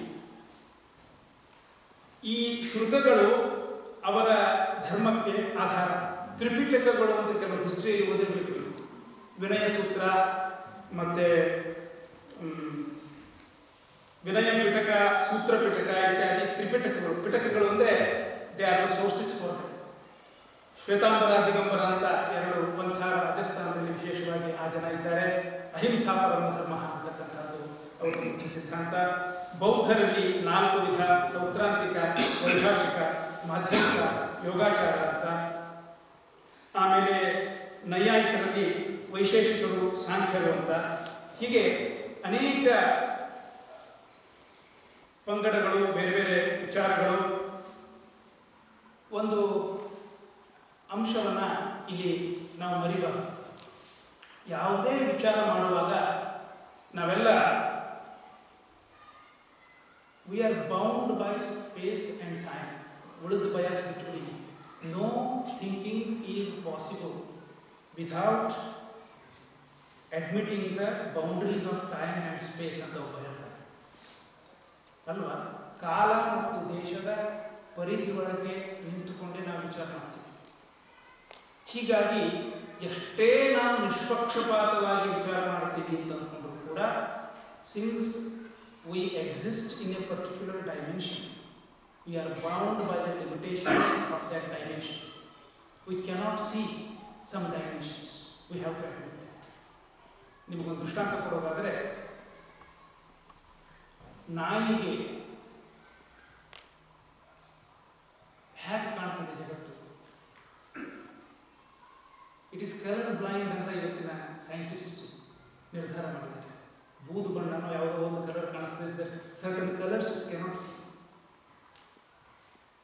ನಾಯಿಗೆ ಕಾಣುವ ಜಗತ್ತು ನಮ್ಗೆ ಕಾಣುವ ಜಗತ್ತಿಗಿಂತ ಬೇರೆ. Just imagine this. 5 ಇಂದ್ರಿಯಗಳಿದೆ ನಮಗೆ, ಪಂಚೇಂದ್ರಿಯಗಳು. ಈ ಪಂಚೇಂದ್ರಿಯಗಳು ನಮಗೆ ಎಷ್ಟು ದೃಷ್ಟಿ ಕೊಡ್ತಾವೋ ಅಷ್ಟೇ ಜಗತ್ತಿನ ಜ್ಞಾನ ನಮಗೆ. ಒಂದು 6ನೇ ಇಂದ್ರಿಯ ಇದ್ದರೆ ಯಾರಾದರೂ his world would be different. ಕುರುಡನ ಜಗತ್ತು ಕಣ್ಣಿದ್ದವನ ಜಗತ್ತಿಗಿಂತ ಭಿನ್ನ. ಹೀಗೆ ನಮ್ಮ ಇಂದ್ರಿಯಗಳ ಮಿತಿ ಒಳಗೆ, ನಾವು ಇರೋ ಡೈಮೆನ್ಷನ್ಗಳ ಮಿತಿ ಒಳಗೆ ನಮ್ಮ ಜ್ಞಾನ ಮಿತವಾದದ್ದು. ಆದ್ದರಿಂದ ಬಹಳ ಜಗಳಾಡಿ ಅರ್ಥ ಇಲ್ಲ. ನಮಗೆ ಏನು ಇಂದ್ರಿಯಗಳಿದೆ ಆ ಇಂದ್ರಿಯಗಳ ಮಿತಿ ಒಳಗಡೆ ನನ್ನ ಜ್ಞಾನ ಇಷ್ಟು ಅಂತ ಹೇಳ್ಕೊಳ್ಬೇಕೆ ಹೊರತು ಇದೇ ಸತ್ಯ ಇನ್ನೊಂದು ಇಲ್ಲವೇ ಇಲ್ಲ ಅಂತ ಹೇಳುವಂಥ ಆಗ್ರಹ ಇಟ್ಕೊಳ್ಕೂಡದು ಅನ್ನೋದನ್ನು ನಮಗೆ ಜ್ಞಾಪಿಸ್ತಾರೆ. ಗೌತಮ ಕಣಾದ ಅಂತ ಇಬ್ಬರು ನ್ಯಾಯಶಾಸ್ತ್ರದ ಪ್ರವರ್ತಕರು, ನಾನೇನೋ ಟಚ್ ಮಾಡಲಿಲ್ಲ, ಸಮಯ ಮುಗಿತಾ ಬಂತು. ಕಣಾದ ನ್ಯಾಯಮತಯೋ ವಿಪತ್ತಿ ಸಿದ್ಧಯೇ ಅಂತ ತರ್ಕಶಾಸ್ತ್ರದ ಆರಂಭ ಗುರುಕುಲಗಳಲ್ಲಿ ತರ್ಕ ಸಂಗ್ರಹ ಅಂತ ಆರಂಭದ ಪುಸ್ತಕ. ಕಣಾದ ನ್ಯಾಯಮತಯೋ ಬಾಲ ವಿಪತ್ತಿ ಸಿದ್ಧಯೇ ಅನ್ನಂ ಭಟ್ಟೇನ ವಿದುಷ ರಚಿತ ತರ್ಕ ಸಂಗ್ರಹ ಅಂತ ತರ್ಕಶಾಸ್ತ್ರ ಓದುವವರಿಗೆ ಮೊದಲನೇ ಗ್ರಂಥ. ಇದ್ಯಾವುದು ನವೀನ ನ್ಯಾಯ. ಈ ಎರಡನ್ನೂ ಪರಿಚಯ ಮಾಡಿಸ್ತಾನೆ ಅವನು. ಮುಂದೆ ಹೋದಾಗೆ ನವೀನ ನ್ಯಾಯದಲ್ಲಿ ತರ್ಕ ಸಂಗ್ರಹ ದೀಪಿಕಾ, ಆಮೇಲೆ ಸಿದ್ಧಾಂತ ಮುಕ್ತಾವಳಿ, ದಿನಕರಿ, ರಾಮರುದ್ರಿಯ, ಪಂಚಲಕ್ಷಣಿ, ಚತುರ್ದಶ ಲಕ್ಷಣಿ, ಸಿದ್ಧಾಂತ ಲಕ್ಷಣ, ಮಣಿಕಾರನ ತತ್ವಚಿಂತಾಮಣಿ, ಅದಕ್ಕೆ ದೀದಿತಿ ವ್ಯಾಖ್ಯಾನ ಇತ್ಯಾದಿಯಾಗಿ ತರ್ಕಶಾಸ್ತ್ರದ ದೊಡ್ಡ ಪರಂಪರೆ ನಮ್ಮಲ್ಲಿ ಇದೆ. ಇಂಥದೇ ಪರಂಪರೆ ಸಾಹಿತ್ಯದ ಪರಂಪರೆ, ಪಂಚಕಾವ್ಯಗಳು ಇತ್ಯಾದಿ, ವ್ಯಾಕರಣದ ಪರಂಪರೆ. ಹೀಗೆ ಈ ಗುರುಕುಲದಲ್ಲಿ ಏನು ನೀವು ಓದ್ತೀರಿ ಅಂತ ಅವ್ರು ನಿನ್ನೆ ಪ್ರಶ್ನೆ ಕೇಳಿದ್ರು, ಪ್ರಾಸಂಗಿಕವಾಗಿ ಅದಕ್ಕೆ ಉತ್ತರಿಸ್ತಾ ಇದ್ದೇನೆ. ಇಷ್ಟೆಲ್ಲ ಇದ್ರೂ ಕೂಡ ಅವರು ಪ್ರಾಚೀನರು ಹೇಳಿದ್ದೆಲ್ಲ ಸರಿ, ತರ್ಕಬದ್ಧವಾದದ್ದು ಅನ್ನೋ ಆಗ್ರಹ ಇರಬಾರ್ದು ನಮಗೆ. ಈಗ ಒಬ್ಬ ಭೌತಶಾಸ್ತ್ರಜ್ಞರು ಒಂದು ಮಾತನ್ನು ಹೇಳಿದ್ರು, ನೋಡಪ್ಪ ನಿಮ್ಮ ತರ್ಕಶಾಸ್ತ್ರದಲ್ಲಿ ತರ್ಕ ಓದವರು ಪರಮಾಣು ಅನ್ನೋದನ್ನ ಸ್ಥಾಪನೆ ಮಾಡ್ತಾರೆ. ಪರಮಾಣು ಉಂಟು ಅಂತ ಯಾರು ತಾರ್ಕಿಕರು, ಲಾಜಿಷಿಯನ್ಸ್. ಜಾಲಸೂರ್ಯ ಮರೀಚಿಸ್ಥಂ ಯತ್ ಸೂಕ್ಷ್ಮತಮಂ ದ್ರವ್ಯಂ ಉಪಲಭ್ಯತೆ ತತ್ ಸಾವಯವಂ ಅಂತ ತರ್ಕ ಮಾಡಿ ಬೆಳಕಿನ ನಿಂತಿರ್ತಿದ್ದು ಹಿಂದಕ್ಕೆ. ಸೂರ್ಯನ ಕಿರಣ ಒಂದೇ ಒಂದು ಕಿರಣ ಎಲ್ಲೋ ತೂತಿದ್ರೆ ಮೇಲ್ಗಡೆ ಬಿದ್ದಿರ್ತದೆ, ಅದರಲ್ಲಿ ಧೂಳಿ ಕಣಗಳು ಓಡಾಡ್ತಾ ಇರ್ತದೆ ಆ ರೇನಲ್ಲಿ. ಆ ಧೂಳಿ ಕಣ ನೋಡಿ ಜಾಲಸೂರ್ಯ ಮರೀಚಿಸ್ಥಂ ಸೂಕ್ಷ್ಮತಮಂ ದ್ರವ್ಯಂ, ಆ ಬಿಸಿಲಲ್ಲಿ ಧೂಳಿ ಕಣ ಕಾಣಿಸ್ತದಲ್ಲ, ಅದು ಅದರ ಸೂಕ್ಷ್ಮತಮವಾದ ಅವಯವ ಅದು ಪರಮಾಣು ಅಂತ ತರ್ಕ ಮಾಡಿದ್ದಾರೆ. ಇವತ್ತಿನ ಭೌತಶಾಸ್ತ್ರಜ್ಞರು ನೋಡಿ ನಗ್ತಾರೆ. ಯಾಕೆಂದ್ರೆ you have sophisticated tools to point to atom. ಅಷ್ಟು ಗ್ರಾಸ್ ಮೆಥಡನ್ನು ನಾವು ಫಾಲೋ ಮಾಡೋದ್ರಲ್ಲಿ ಅರ್ಥವಿಲ್ಲ ಅಂತ ನಗ್ತಾರೆ.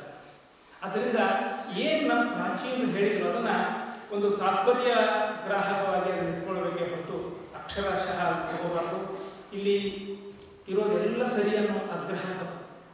ಹಾಗೇನೆ ಎಷ್ಟು ಆಳವಾಗಿ ವಿಚಾರ ಮಾಡಿದ್ದಾರೆ ಅನ್ನೋದನ್ನು ನಾವು ನೋಡಬೇಕು, ಅದನ್ನು ಇಗ್ನೋರ್ ಮಾಡಬಾರ್ದು.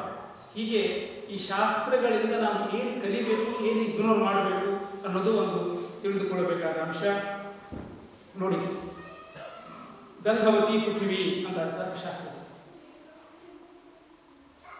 ಸಿಲಿಕಾ ಅಂತ ಒಂದು ದ್ರವ್ಯ ಮಣ್ಣಿನಲ್ಲಿ ಸಿಗ್ತದೆ, ಅದರಿಂದ ಗ್ಲಾಸ್ ಮಾಡ್ತಾರೆ.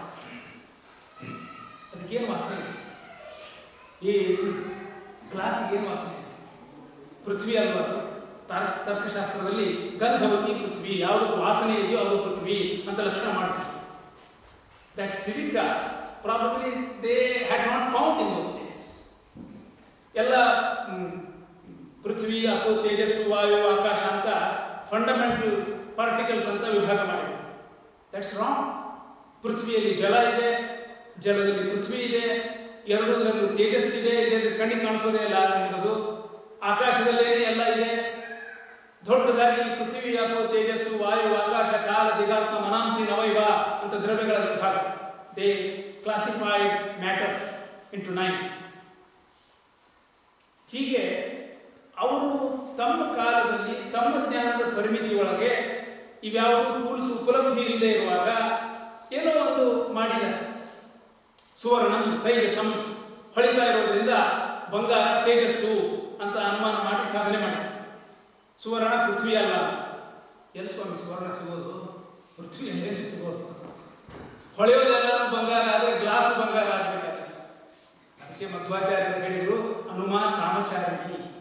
ಅನುಮಾನದಿಂದ ನೀವು ಏನಾದರೂ ಸಾಧಿಸ್ತೀರಿ ಅಂತ ಹೊರಟ್ರೆ ಕಾಮಚಾರಿಣಿ, ಏನು ಬೇಕಾದ್ರೂ ಸಾಧಿಸ್ಬೋದು. ಅದರಿಂದ ಬೇಕಾದಷ್ಟು ದೋಷಗಳಿದೆ, ಆದರೆ ದೊಡ್ಡ ದೊಡ್ಡ ಗುಣಗಳು ಇವೆ.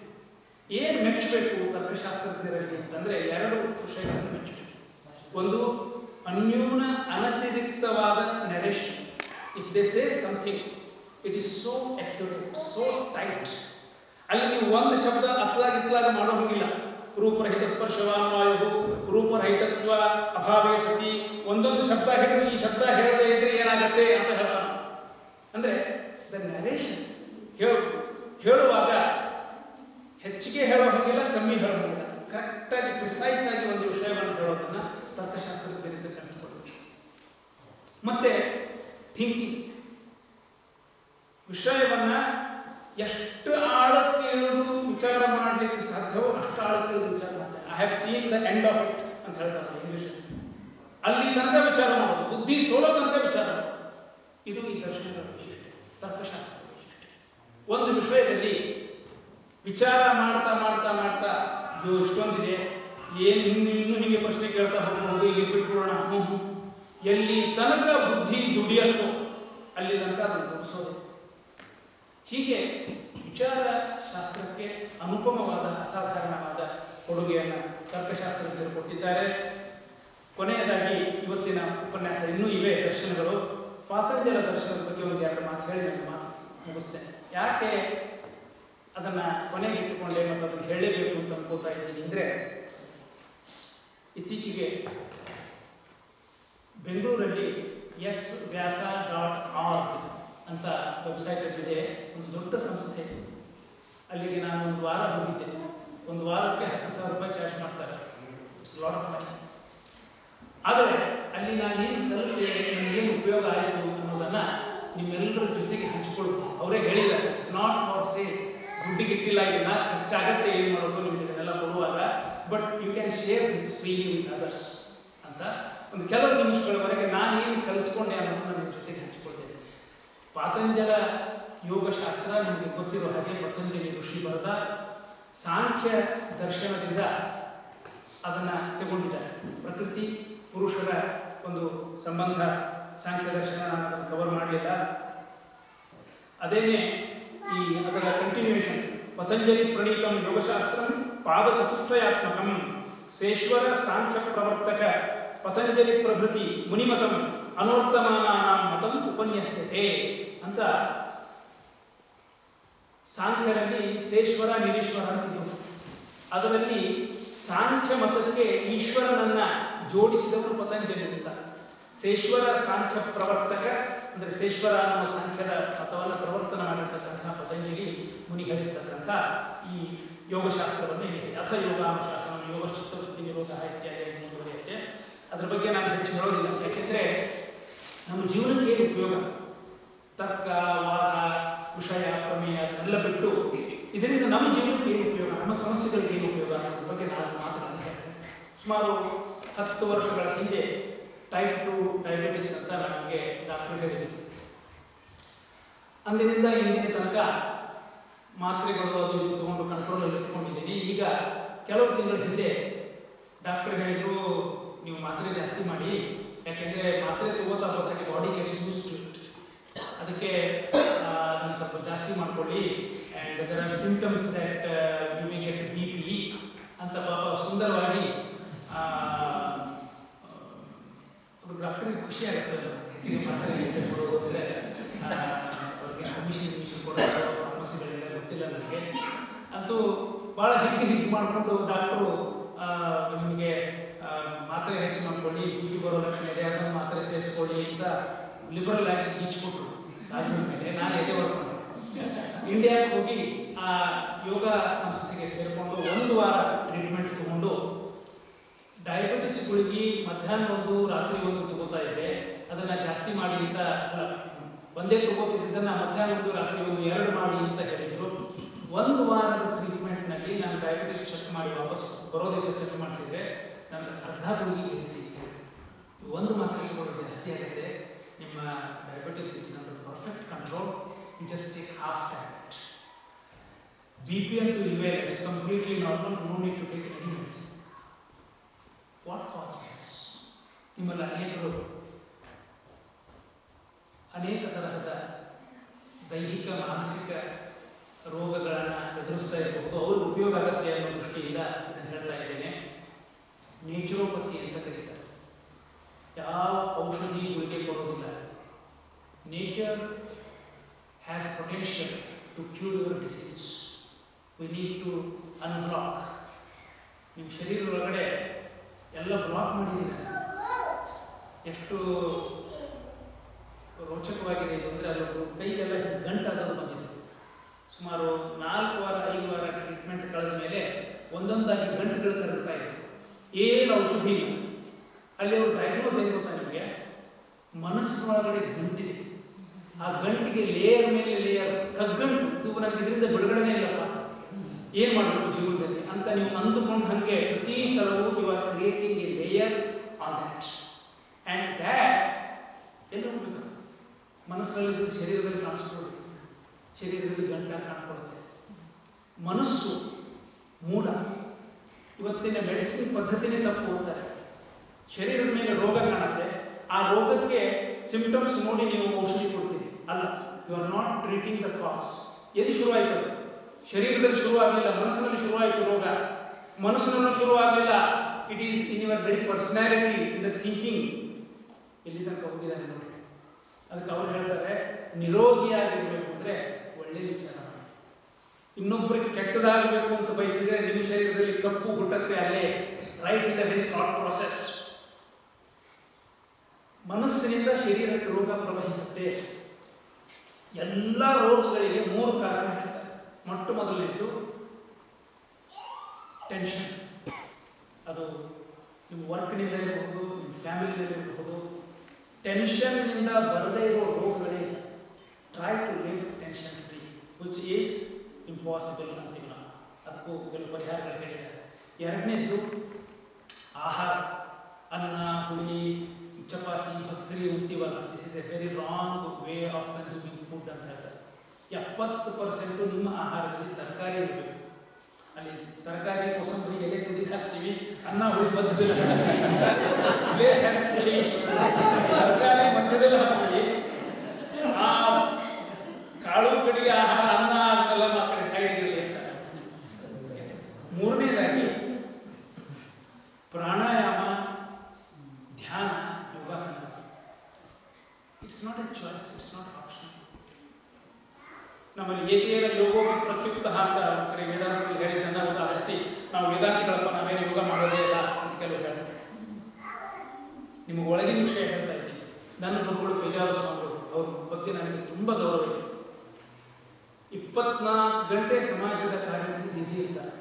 ಈಗ ಸುಮಾರು 20-25 ವರ್ಷಗಳ ಹಿಂದೆ ಅವ್ರಿಗೂ ಕೆಲವು ದೈಹಿಕ ಸಮಸ್ಯೆಗಳು ಕಾಣಿಸ್ಕೊಂತು. ಬುದ್ಧಿವಂತರು ಡಾಕ್ಟರ್ ಹತ್ರ ಹೋಗಿ ಔಷಧಿ ತಗೊಳ್ಳಿಲ್ಲ. ಅವ್ರು that is the last thing ಆಯಿತು. ಔಷಧಿ ತಗೊಳ್ಳೋದು ಕೊನೆಯ ಕೆಲಸ ನಾನು ಮಾಡೋದು. ಏನು ಮಾಡಿದ್ರು? ಮಣಿಪಾಲದಲ್ಲಿ ಒಬ್ಬ ಯೋಗ ತಜ್ಞರನ್ನು ಕನ್ಸಲ್ಟ್ ಮಾಡಿ ಕೆಲವು ಯೋಗಾಸನಗಳನ್ನು ಸ್ವಾಮಿಗಳಿಗೆ ಆತ ಕಲಿಸಿಕೊಟ್ಟ. And he was cure. ಇವತ್ತಿಗೂ ಮಾಡ್ತಾರೆ. ನಾವೆಲ್ಲ ಸ್ವಲ್ಪ ನಗ್ತೀವಿ, ಅವರು ಯೋಗಾಸನ ಮಾಡೋ ರೀತಿ ನೋಡಿದ್ರೆ ತಳ್ಳಗಿನ ಶರೀರ ಅದು ಎಷ್ಟು ತಡೆದಿತ್ತು. ಆದರೂ ದಿನ ಬೆಳಿಗ್ಗೆ ಎದ್ದು ಯೋಗಾಸನಗಳನ್ನು ಮಾಡ್ತಾರೆ. ಕೆಲವು ನಿಮಿಷ. ಬನ್ನಂಜಿ ಗೋವಿಂದಾಚಾರ್ಯ ಕೆಲವು ವರ್ಷಗಳ ಹಿಂದೆ ಈ ಒಂದು ಪ್ರಾಬ್ಲಮ್ಸ್. ನಾನು ಬನ್ನಂಜಿ ಗೋವಿಂದಾಚಾರ್ಯ ಕೇಳಿದೆ, did it help you? Of course, credit goes to him. ಯಾರೋ ಹೆಗಡೆ ಅಂತ ಮಣಿಪಾಲದಲ್ಲಿ ಯೋಗ ತಜ್ಞರು, ಅವ್ರ ಹತ್ರ ಹೋಗಿ ಗೋವಿಂದಾಚಾರ್ಯರು ಬೆನ್ನು ನೋವಿಗೋ ಏನೇನೋ ತಲೆ ಸುತ್ತಾಯಿತೋ ಏನೇನೋ ಪ್ರಾಬ್ಲಮ್ಗೆ ಅವರು ಟ್ರೀಟ್ಮೆಂಟ್ ತಗೊಂಡ್ಬಂದು ಹೀ ಕಲ್ಟಿವೇಟೆಡ್. ಡಾಕ್ಟರ್ ನಾಗಸಂತ ಅಂತ ರಿಸರ್ಚ್ ಡೈರೆಕ್ಟರ್ ವಿದ್ಯಾಪೀಠದಲ್ಲಿ ಅವರು ಬಂದು ಹೋದರು ಅಂತ ಅಲ್ಲಿ ವ್ಯಾಸ ಸಂಸ್ಥೆಯಲ್ಲಿ ಹೇಳಿದರು. ಎಲ್ಲರಿಗೂ ಜೀವನದಲ್ಲಿ ಒಂದಲ್ಲ ಒಂದು ಸಂದರ್ಭದಲ್ಲಿ ಯೋಗ ಪ್ರಾಣಾಯಾಮ ಅಗತ್ಯವಾಗುತ್ತೆ. ನಾನು ಬಿಟ್ಟು ಆರಾಮಾಗಿದ್ದೀನಿ ಅಂದ್ಕೊಳ್ತಾ ಇದ್ದರೆ ತಪ್ಪು. At some point it will be a requirement. ಏನು ನಾನು ಯಾಕೆ ಇದನ್ನು ಹೇಳ್ತಾ ಇದ್ದೀನಿ ಅಂದರೆ, ನೀವು ಮೊದಲೇ ಅದನ್ನು ಅಳವಡಿಸ್ಕೊಂಡ್ರೆ ರೋಗಗಳು ಬರೋದನ್ನು ನೀವು ಮುಂದೆ ಪೋಸ್ಟ್ಪೋನ್. ಮನೆಯಲ್ಲಿ ಜೀನ್ಸಲ್ಲಿ ಡಯಾಬಿಟಿಸ್ ಇರಬಹುದು, ಬಿ ಪಿ ಇರಬಹುದು, but you can live free without diabetes, without B P. ಹೇಗೆ ಅಂದರೆ, ಒಂದು ಯೋಗಾಸನ, ಒಂದು ಪ್ರಾಣಾಯಾಮ, ಒಂದು 5 ನಿಮಿಷದ ಧ್ಯಾನ, ಬೆಳಿಗ್ಗೆ ಒಂದು 10-15 ನಿಮಿಷ, ಸಾಯಂಕಾಲ ಒಂದು 10-15 ನಿಮಿಷ. ಇಷ್ಟೇ ನೀವು ಅಳವಡಿಸಿಕೊಂಡ್ರೂ ಅನೇಕ ರೋಗಗಳಿಂದ ದೂರ ಇರ್ತೀವಿ. ನನಗೆ ಗೊತ್ತಿರೋ ಒಂದು ದೃಷ್ಟಾಂತ ಹೇಳ್ತೀನಿ. ಹುಬ್ಬಳ್ಳಿಯಲ್ಲಿ ನಮ್ಮ ಮನೆ ಹತ್ತಿರ ಒಬ್ಬ ಹೆಂಗಸು, ಮಧ್ಯವಯಸ್ಸಿನ ಹೆಂಗಸು, ಸಂಸಾರಸ್ಥರು, ಬೆಳಿಗ್ಗೆ 5 ಗಂಟೆಗೆ ಮನೆ ಮೇಲೆ ಯೋಗಾಸನ ಕಲಿಸ್ತಾರೆ. ಫ್ರೀ, ಯಾರು ಬೇಕಾದ್ರೂ ಬರ್ಬೋದು. ನಾನು ಹೋಗಿದ್ದೆ. ಅವ್ರು ಹೇಳಿದ್ರು 11 ವರ್ಷಗಳಾಯ್ತು, ಒಂದು ಛಟ್ ಅಂತ ಶೀಲ, ಜ್ವರ ಅಂದ್ರೆ ಗೊತ್ತಿಲ್ಲ, ಕೆಮ್ಮು ಅಂದ್ರೆ ಗೊತ್ತಿಲ್ಲ, ಯಾವುದೇ ಜಡ್ಡಿಲ್ಲ. ಏನು ಮಾಡ್ತಾರೆ? ಏನಿಲ್ಲ, ದಿನ ಬೆಳಿಗ್ಗೆ ಮನೆ ಮೇಲೆ 1 ಗಂಟೆ ಯೋಗ ಪ್ರಾಣಾಯಾಮ ಮಾಡ್ತಾರೆ. ತಾವು ಮಾಡ್ತಾ ಇರುವಾಗ ಯಾರು ಬಂದು ಫ್ರೀ ಆಗಿ ಕಲಿಸ್ತಾರೆ. ಇದು ಅದರ ಉಪಕಾರ. ಪ್ರತಿನಿತ್ಯ ಅಲ್ಲಿ ಕೊನೆ ದಿವಸ ಡಾಕ್ಟರ್ ನಾಗರತ್ನ ಅಂತ ಹೇಳಿದ್ರು, ನಿಮಗೆ ಏನು ಕೊಡಿಸೋದಿಲ್ಲ, ಟೈಮ್ ಏನಿಲ್ಲ ಅಂದರೆ dedicate 10 minutes in the morning, 10 minutes in the night. That saves you from so much trouble. Pranayama ಕೂಡಲೇ ಭಸ್ತ್ರಿಕಾ, ಕಪಾಲಭಾತಿ, ಕಷ್ಟಕರವಾದ್ದನ್ನೆಲ್ಲ ಯೋಚನೆ ಮಾಡ್ತೀವಿ ಅಲ್ಲ. Do pranayama to relax. ಬೆಳಿಗ್ಗೆ ಎದ್ದು ಕೂಡಲೇ, ಇನ್ನೊಂದು ವಿಷಯ ಹೇಳಿ ನಾನು ಮುಗಿಸ್ತೀನಿ, ನನ್ನ ಸಮಯ ಮುಗಿದಿದೆ.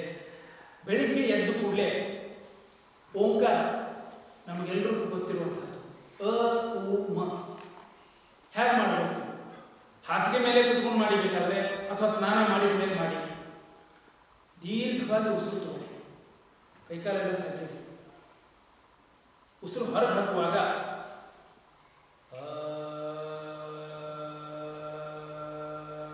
ಅಕಾರವನ್ನು ಉಚ್ಚಾರ ಮಾಡಿ. ಉಸಿರು ಪೂರ್ತಿ ಮುಗಿದು ಹೋಗೋ ತನಕ, ಎಲ್ಲಿ ತನಕ ಹೊಟ್ಟೆ ಒಳಗೆ ಹೋಗ್ಬೋದು. ಆಮೇಲೆ ಮತ್ತೊಂದು ಉಸಿರು ತಗೊಳ್ಳಿ, ಉಕಾರವನ್ನು ಉಚ್ಚಾರ ಮಾಡಿ. ಆಮೇಲೆ ಮಕಾರವನ್ನು ಉಚ್ಚಾರ ಮಾಡಿ. ಮ ಅಲ್ಲ, you feel it here in the brain vibration.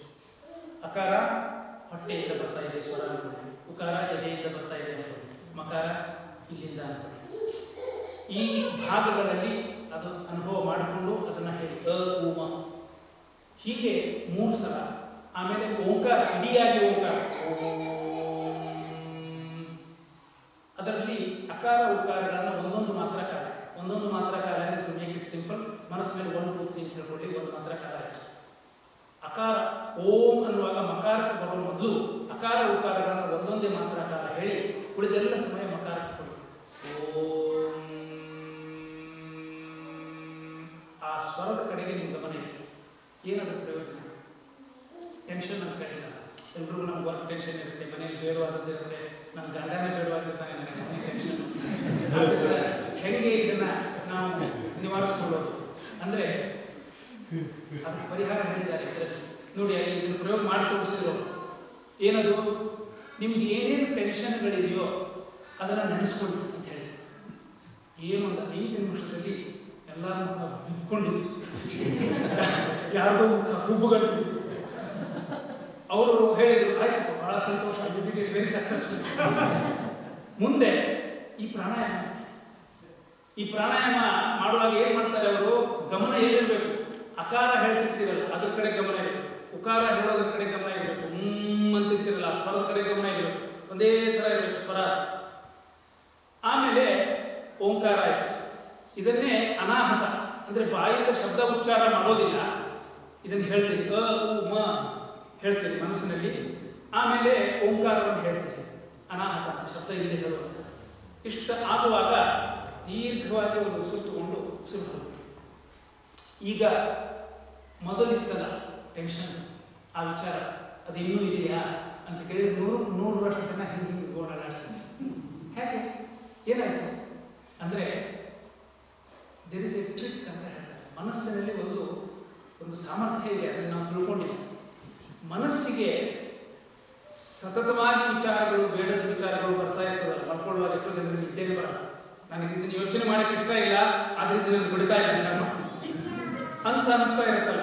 ಆವಾಗ ಏನು ಮಾಡಿ ಅಂದರೆ ಈ ಪ್ರಾಣಾಯಾಮ ಮಾಡಿ ಮನಸ್ಸನ್ನು ಆ ಸ್ವರದ ಕಡೆಗೆ, ಅಕಾರ ಉಕಾರ ಮಕಾರಗಳ ಕಡೆಗೆ ನೀವು ಮನಸ್ಸನ್ನು ಕೇಂದ್ರೀಕರಿಸಿದರೆ, by the time you finish this pranayama you have broken the cycle. Continuous thoughts ಬರ್ತಾ ಇರ್ತವೆ, ನನಗೆ ಇಚ್ಛೆ ಇಲ್ಲದೆ ಇದ್ರೂ ಬರ್ತಾ ಇರುತ್ತೆ ಅಂತ. ಆ ಸೈಕಲನ್ನು ನೀವು ಬ್ರೇಕ್ ಮಾಡ್ತೀವಿ. ಅದೇನು ಬ್ರೇಕ್ ಆಗುತ್ತೆ ಅಂದರೆ ಮನಸ್ಸಿಗೆ ಸ್ವರದ ಮೇಲೆ ಕೇಂದ್ರೀಕರಿಸೋದು, ವಿಚಾರಗಳ ಮೇಲೆ ಕೇಂದ್ರೀಕರಿಸೋದು ಎರಡನ್ನೂ ಏಕಕಾಲಕ್ಕೆ ಮಾಡಲಿಕ್ಕೆ ಆಗೋದಿಲ್ಲ. ಯಾವಾಗ ನೀವು ಸ್ವರದ ಮೇಲೆ ಅಕಾರ ಉಕಾರಗಳ ಮಕಾರಗಳ ಮೇಲೆ ನೀವು ಮನಸ್ಸನ್ನು ಕೇಂದ್ರೀಕರಿಸ್ತೀರೋ ಆ ಟೆನ್ಷನ್ ಅಂತ ವಿಚಾರ ಇತ್ತಲ್ಲ ಅದು ಹೊರಟೋಯ್ತು. See you had been struggling to give a break to that had not happen, now that happen. So ಅದನ್ನೇ ಇನ್ನೊಂದು ಸಲ ಮಾಡಿ. 2 ಸಲ ನೀವು ಕಂಟಿನ್ಯೂಸ್ ಆಗಿ ಬರೋ ಥಾಟ್ಸಿಗೆ ಒಂದು ಬ್ರೇಕ್ ಕೊಟ್ಟರೆ ದೆನ್ ಯು ಆರ್ ಸೇಫ್ಡ್. ಅದಾದ್ಮೇಲೆ ಹೇಳ್ತಾರೆ, ಇದು ಆದಮೇಲೆ ಯಾರ್ಯಾರಿಗೆ ದೇವರಲ್ಲಿ ವಿಶ್ವಾಸ ಇದೆಯೋ ಅವರಿಗೆ ಮುಂದಿನ ಹಾದಿ ಬಹಳ ಸುಲಭ. ನೋಡಿ, ದೇವರಲ್ಲಿ ವಿಶ್ವಾಸ ಇರೋರಿಗೆ ಮೆಂಟಲ್ ಪ್ರಾಬ್ಲಮ್ಸ್ಗಳಿಂದ ತಪ್ಪಿಸ್ಕೊಳ್ಳೋದು ಸುಲಭ ಅಂತ ಹೇಳ್ತಾರೆ. ಏನು ಮಾಡಬೇಕು? ನನ್ನ ಕೈಯಿಂದ ಆದದ್ದನ್ನು ನಾನು ಮಾಡಿದ್ದೀನಪ್ಪ, ಮುಖ್ಯದಿಂದ ಗೊತ್ತಿತ್ತು ಅಂತ ಮನಸ್ಸಿನಿಂದ ಹೇಳ್ಕೊಂಡು ದೇವರ ನಿರ್ಧಾರ ಹಾಕಿ ಆರಾಮ ಮಾಡ್ತಾರೆ. ಯಾರಿಗೆ ದೇವರಲ್ಲಿ ವಿಶ್ವಾಸ ಇದೆಯೋ ಅವ್ರಿಗೆ ಪ್ರಿವಿಲೇಜ್ ಇಲ್ಲ. ಅವ್ರೇನು ಮಾಡಬೇಕು? ಅಲ್ಲಿ ಎಲ್ಲರೂ ಬರ್ತಾರೆ, ಆಸ್ತಿಕರು ಎಲ್ಲರೂ ಬರ್ತಾರೆ. ಅವ್ರೇನು ಮಾಡಬೇಕು ಅಂದರೆ ಅವರು ತಮ್ಮ ಬಹಳ ಪ್ರೀತಿ ಯಾರ ಮೇಲೆ ಇದೆಯೋ ಅವರು ನಡೆಸು. ನೋಡಿ, ಈ ಜೀವನದಲ್ಲಿ ಪ್ರೀತಿ ಅನ್ನೋದು ಬಹಳ ದೊಡ್ಡ ವಸ್ತು. ನಮ್ಮಲ್ಲಿ ಮಿಲಿಯನ್ ಗಟ್ಟಲೆ ದುಡ್ಡು ಗಳಿಸ್ತಾರೆ, ಆದರೆ ಒಂದು ಪ್ರೀತಿಸೋ ಜೀವವನ್ನು ಸಂಪಾದನೆ ಮಾಡೋದು ಅದೃಷ್ಟವಂತರಿಗೆ ಮಾತ್ರ ಸಾಧ್ಯ. ಎಷ್ಟೋ ಜನಗಳ ಹಣೆಯಲ್ಲಿ ಅದೃಷ್ಟ ಬಂದಿರುವುದಿಲ್ಲ. ನಿಮಗೆ ಯಾರ ಮೇಲೆ ತುಂಬ ಪ್ರೀತಿ ಇದೆಯೋ, ಯಾರನ್ನ ನೆನೆಸಿದರೆ ನಿಮ್ಮ ಮನಸ್ಸಿಗೆ ಹಿತ ಅನ್ನಿಸ್ತದೋ, ಮಲಗುವಂಥವ್ರನ್ನ ನೆನೆಸ್ಕೊಳ್ಳೋದು, ಮನಸ್ಸಿಗೆ ಹಿತ ಮಾತ್ರ ಮಾಡ್ಬೋದು. ಈ ಮನಸ್ಸಿಗೆ ಒಂದು ಸಮಾಧಾನ, ಒಂದು ಸೆಟಲ್ ಡೌನ್ ಅನ್ನಿಸ್ತಕ್ಕಂಥ ಭಾವ ಮಲಗಿಗೆ ನೆರವಾಗ್ತದೆ ಅಂತ ಹೇಳ್ತಾರೆ. ನಾಳೆ ಚಾರ್ವಾಕ ವೇದಾಂತ ಈ ದರ್ಶನಗಳ ಒಳಗಡೆ ನಿಲ್ಲೇ ಇಲ್ಲ, ಮೇಲೇನೆ ಮಾತಾಡಿದೆ. ಆಮೇಲೆ ಒಬ್ಬರು ಮೀಮಾಂಸಾ ಮೇಲೆ ಮಾತಾಡೋದು ಬಂದಿದ್ರು. ಅವ್ರ ಮಾತು ಮುಗಿದ ಯೂನಿವರ್ಸಿಟಿ ಪ್ರೊಫೆಸರ್, ಅವ್ರ ಮಾತು ಮುಗಿದ ಮೇಲೆ ನಾವು ಮಾತಾಡಿದ್ವಿ. ಪ್ರೊಫೆಸರ್ ಮೀಮಾಂಸಾ ಮೇಲೆ ಮಾತಾಡಿದ್ರು, ಒಳ ಹೋಗಲಿಲ್ಲ. ದರ್ಶನಗಳ ಮೇಲೆ ಮಾತಾಡಿದ್ವಿ, ಒಳ ಹೋಗಲಿಕ್ಕೆ ಇತ್ತು. ನಾಳಿನ ದಿವಸ ನನಗೆ ಸಿಕ್ಕ ಸಮಯದಲ್ಲಿ ಚಾರ್ವಾಕ ನಾಸ್ತಿಕವಾದ, ದೇವರೇ ಇಲ್ಲ, ವೇದಗಳೇ ಇಲ್ಲ. ಇವತ್ತು ರಿಚರ್ಡ್ ಡಾಕಿನ್ಸ್ ಅಂತ, ಡೇನಿಯಲ್ ಅಂತ ಅನೇಕ ಆಧುನಿಕ ನಾಸ್ತಿಕರು ಬಂದಿದ್ದಾರೆ. ಅವರ ವಾದಗಳನ್ನು ಒಳಗೊಂಡಂತೆ ನಮ್ಮ ಪ್ರಾಚೀನ ನಾಸ್ತಿಕ ವಾದದ ಎಸೆನ್ಸ್ ಮತ್ತು ಅದಕ್ಕೆ ವೇದಾಂತದಿಂದ ಕೊಡಬಹುದಾದ ಉತ್ತರ. ಸಮಯ ಸಿಕ್ಕರೆ ಸ್ವಲ್ಪ ಕಾವ್ಯ, ಇದನ್ನು ನಾಳೆ ದಿವಸ ನೋಡೋಣ. ಸಮಯವನ್ನು ಮೀರಿ ತುಂಬ ಬಂದಿದೆ, ಶಾಂತವಾದ ರೀತಿಯಲ್ಲಿ ಕುಳಿತುಕೊಂಡಿದ್ದಕ್ಕಾಗಿ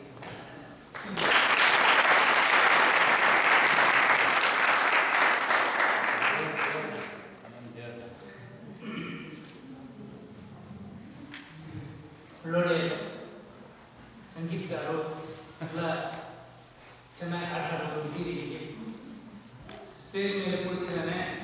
ಇವನ ಕೈಯಲ್ಲಿ ಇನ್ನೊಂದು ಆಡಿಸ್ಕೊಡೋಣ ಅಂತ ಅನಿಸ್ತದೆ. ಹಾಗೆ ಹಿರಿಯರಿ ನಾನು ಹೇಳ್ತಿರ್ತೀನಿ, ಸಂಗೀತ ಬಲ್ಲವರು ನಮಗೂ ಇಷ್ಟೇ ಅಂತ. ಅವ್ರಿಗೆ ಹಾಡೋ ಮೊದಲು ಏನೇನು ಏರಿಕೆಗಳು ಮಾಡಬೇಕು ಹಾಡಿನ ಮೇಲೆ ಗೊತ್ತಿರುತ್ತೆ. ನಾನು ಹಾಡಿದ ಮೇಲೆ ಹಿಂಗೆ ಮಾಡಿದೆ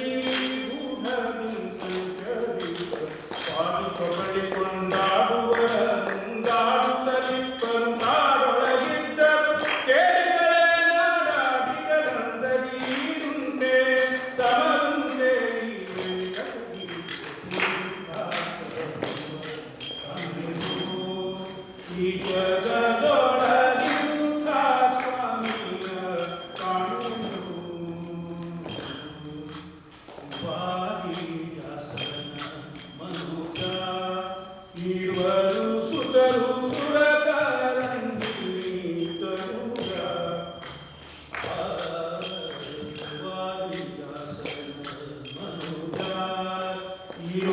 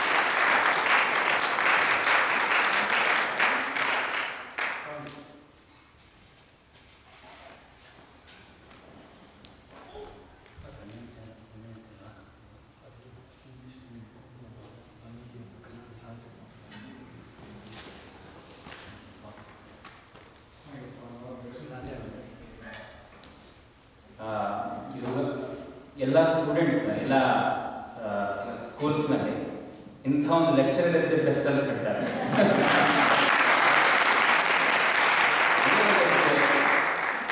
ಇಷ್ಟು ಕ್ಲಿಷ್ಟವಾದ ಸಬ್ಜೆಕ್ಟ್ ಎಲ್ಲೆಲ್ಲಿ ಜೋಕ್ಸ್ ಹಾಕಿದ್ರೆ ಜನ ನಿದ್ದೆಯಿಂದ ಎದ್ದು ಕೂಡ್ತಾರೋ ಗೊತ್ತಿದ್ರು. He kept throwing those pearls whenever weight was required. ಅಷ್ಟು ಕ್ಲಿಷ್ಟವಾದ ಸಬ್ಜೆಕ್ಟ್ನ ಹೇಗೆ ಸಬ್ಮಿಟ್ ಮಾಡಿದ್ರು ಸ್ಟೂಡೆಂಟ್ಸ್ಗೆ, ಹೌ ಇಟ್ ಇಸ್ ಪ್ರೆಸೆಂಟೆಡ್, ಹೇಗೆ ಅದು ಕ್ಯಾಪ್ಚರ್ ಮಾಡ್ಕೊಡ್ತಾರೆ ಅಂತೇಳಿ ಅವನ ಟೆಕ್ನಿಕ್ ಗೊತ್ತಿದ್ದ ಲೆಕ್ಚರರ್ಸ್ ತುಂಬ ವಿರಳ. ಸೊ ಹಾಗಾಗಿ he should get, he probably, I am not sure whether he was a lecturer at some point or not. If not, he should get back to that. ಅಂದ್ರೆ ಕೊನೆಗೆ ಅದದ್ದು ಮುಗುಟಪ್ರಾಯ ಅಂತ ಹೇಳ್ತಾರಲ್ಲ, ಹಾಗೆ ದಾಸರ ವಿಜಯದಾಸರದ ಒಂದು ಸ್ತೋತ್ರ ಸ್ಮರಿಸಿ ಬದುಕಲು ಇವತ್ತು ಸ್ಕಿಟ್ ಬೇರೆ ಇದೆ. ಅವ್ರದ್ದೊಂದು ದೇವರ ನಾಮ ಆ ಟೈಮಲ್ಲಿ ಸತೀಶ್ ಅವರ ಡೈರೆಕ್ಷನ್ ಅಲ್ಲಿ ಅವ್ರು ಕೇಳ್ಕೋಬೇಕು, ಸತೀಶ್ ಅವರವ್ರಿಗೆ ಒಂದು ಹಾಡು ಅಂತೇಳಿ. ಏನು ಅದ್ಭುತ ಹಾಡು ಅವ್ರದ್ದು ಪ್ರವಚನ ಶೈಲಿ, ಅವ್ರದ್ದು ಸ್ತೋತ್ರ ಶೈಲಿ. ಅದೇ ಹೇಳಿದ್ದ ಪಂಡ್ರಿನಾಥಾಚಾರ್ಯದಲ್ಲಿ ಕೆಲವು ಏನು ಅವ್ರದ್ದು ಪ್ರವಚನಗಳು ಯೂಟ್ಯೂಬ್ನಲ್ಲಿ ಅವ್ರದ್ದು 3-4 ಜನ ಸಿಸ್ಟಮ್ಸ್ ಇರ್ಬೇಕು ಅಂತ ಕಾಣುತ್ತೆ. ಅಂದ್ರೆ ಇದೇ ಶೈಲಿಯಲ್ಲಿ ಅವ್ರದ್ದು ಯಾರು ಇದ್ರ ಅಂದ್ರೆ ಏನದು ಎಕ್ಸಾಕ್ಟ್ ರೆಪ್ಲಿಕಾ ಅದೆಲ್ಲ ಪಂಡ್ರಿನಾಥಾಚಾರ್ಯರ ಒಂದು ಅನುಗ್ರಹ, ಆಶೀರ್ವಾದ, ಬಲ, ಗೋಪಿನಾಥಾಚಾರ್ಯರ ಬಲ ಅಂತ ಏನೋ ಸಂಶಯ ಇಲ್ಲ ಬರಲಿ. ಅವರಿಗೆ ತುಂಬಾ ಚರಣಗಳು. ಪಾಪ ನಿನ್ನೆ he started off his trip at 3 o'clock or 3:30. ರಾತ್ರಿ ನಮ್ಮ ಜೊತೆ ಕೂತಿದ್ರು. ಈಗ ನಿದ್ದೆ ಏನಾಯ್ತು ಏನ್ ಕಥೆ, ಬಟ್ ಹಾಗೆ ಸ್ವಚ್ಛವಾಗಿ ಏಕದಮ್ ಎನರ್ಜೆಟಿಕ್ ಆಗಿ ಪ್ರವಚನ ಮಾಡ್ಕೊಡ್ತೀರಿ. ತುಂಬಾ ಅವರಿಗೆ ಪುಸ್ತಕಗಳನ್ನು ತಿಳಿಸುತ್ತಾ ಆಚಾರ್ಯ ನಂತರ ಬಗ್ಗೆ ಬನ್ನಂಜಿ ಆಚಾರ್ಯರು ಬರೆದ ಒಂದು ಪುಸ್ತಕದ ಇಂಗ್ಲಿಷ್ ಕಂಪೈಲೇಷನ್, ಇಂಗ್ಲಿಷ್ ಅನುವಾದ ನಮ್ಮ ಡಾಕ್ಟರ್ ಪಿ ಆರ್ ಮುಕುಂದ್ ಅಂತೇಳಿ ಎಲ್ಲರಿಗೂ ಚಿರಪರಿಚಿತರು. ಅವರು ಮಾಡಿದ್ದಾರೆ. ಅದು ಒಂದು 100 ಕಾಪೀಸ್ ಕೊಟ್ಟು ಕಳಿಸಿದ್ದಾರೆ. ಸೊ ಇವಾಗ ಆಚಾರ್ಯರ ಸಮ್ಮುಖದಲ್ಲಿ ಎಲ್ಲರಿಗೆ ಆಚಾರ್ಯರು ಕಲಿಸ್ಬೇಕಂತೇಳಿ ಅವರನ್ನು ಕೇಳ್ಕೊಳ್ತಾ ಎಲ್ಲರೂ ಒಂದು ಕಾಪಿ, ಫ್ಯಾಮಿಲಿಗೆ ಒಂದು ಕಾಪಿ ಇಟ್ಕೊಳ್ಳಿ.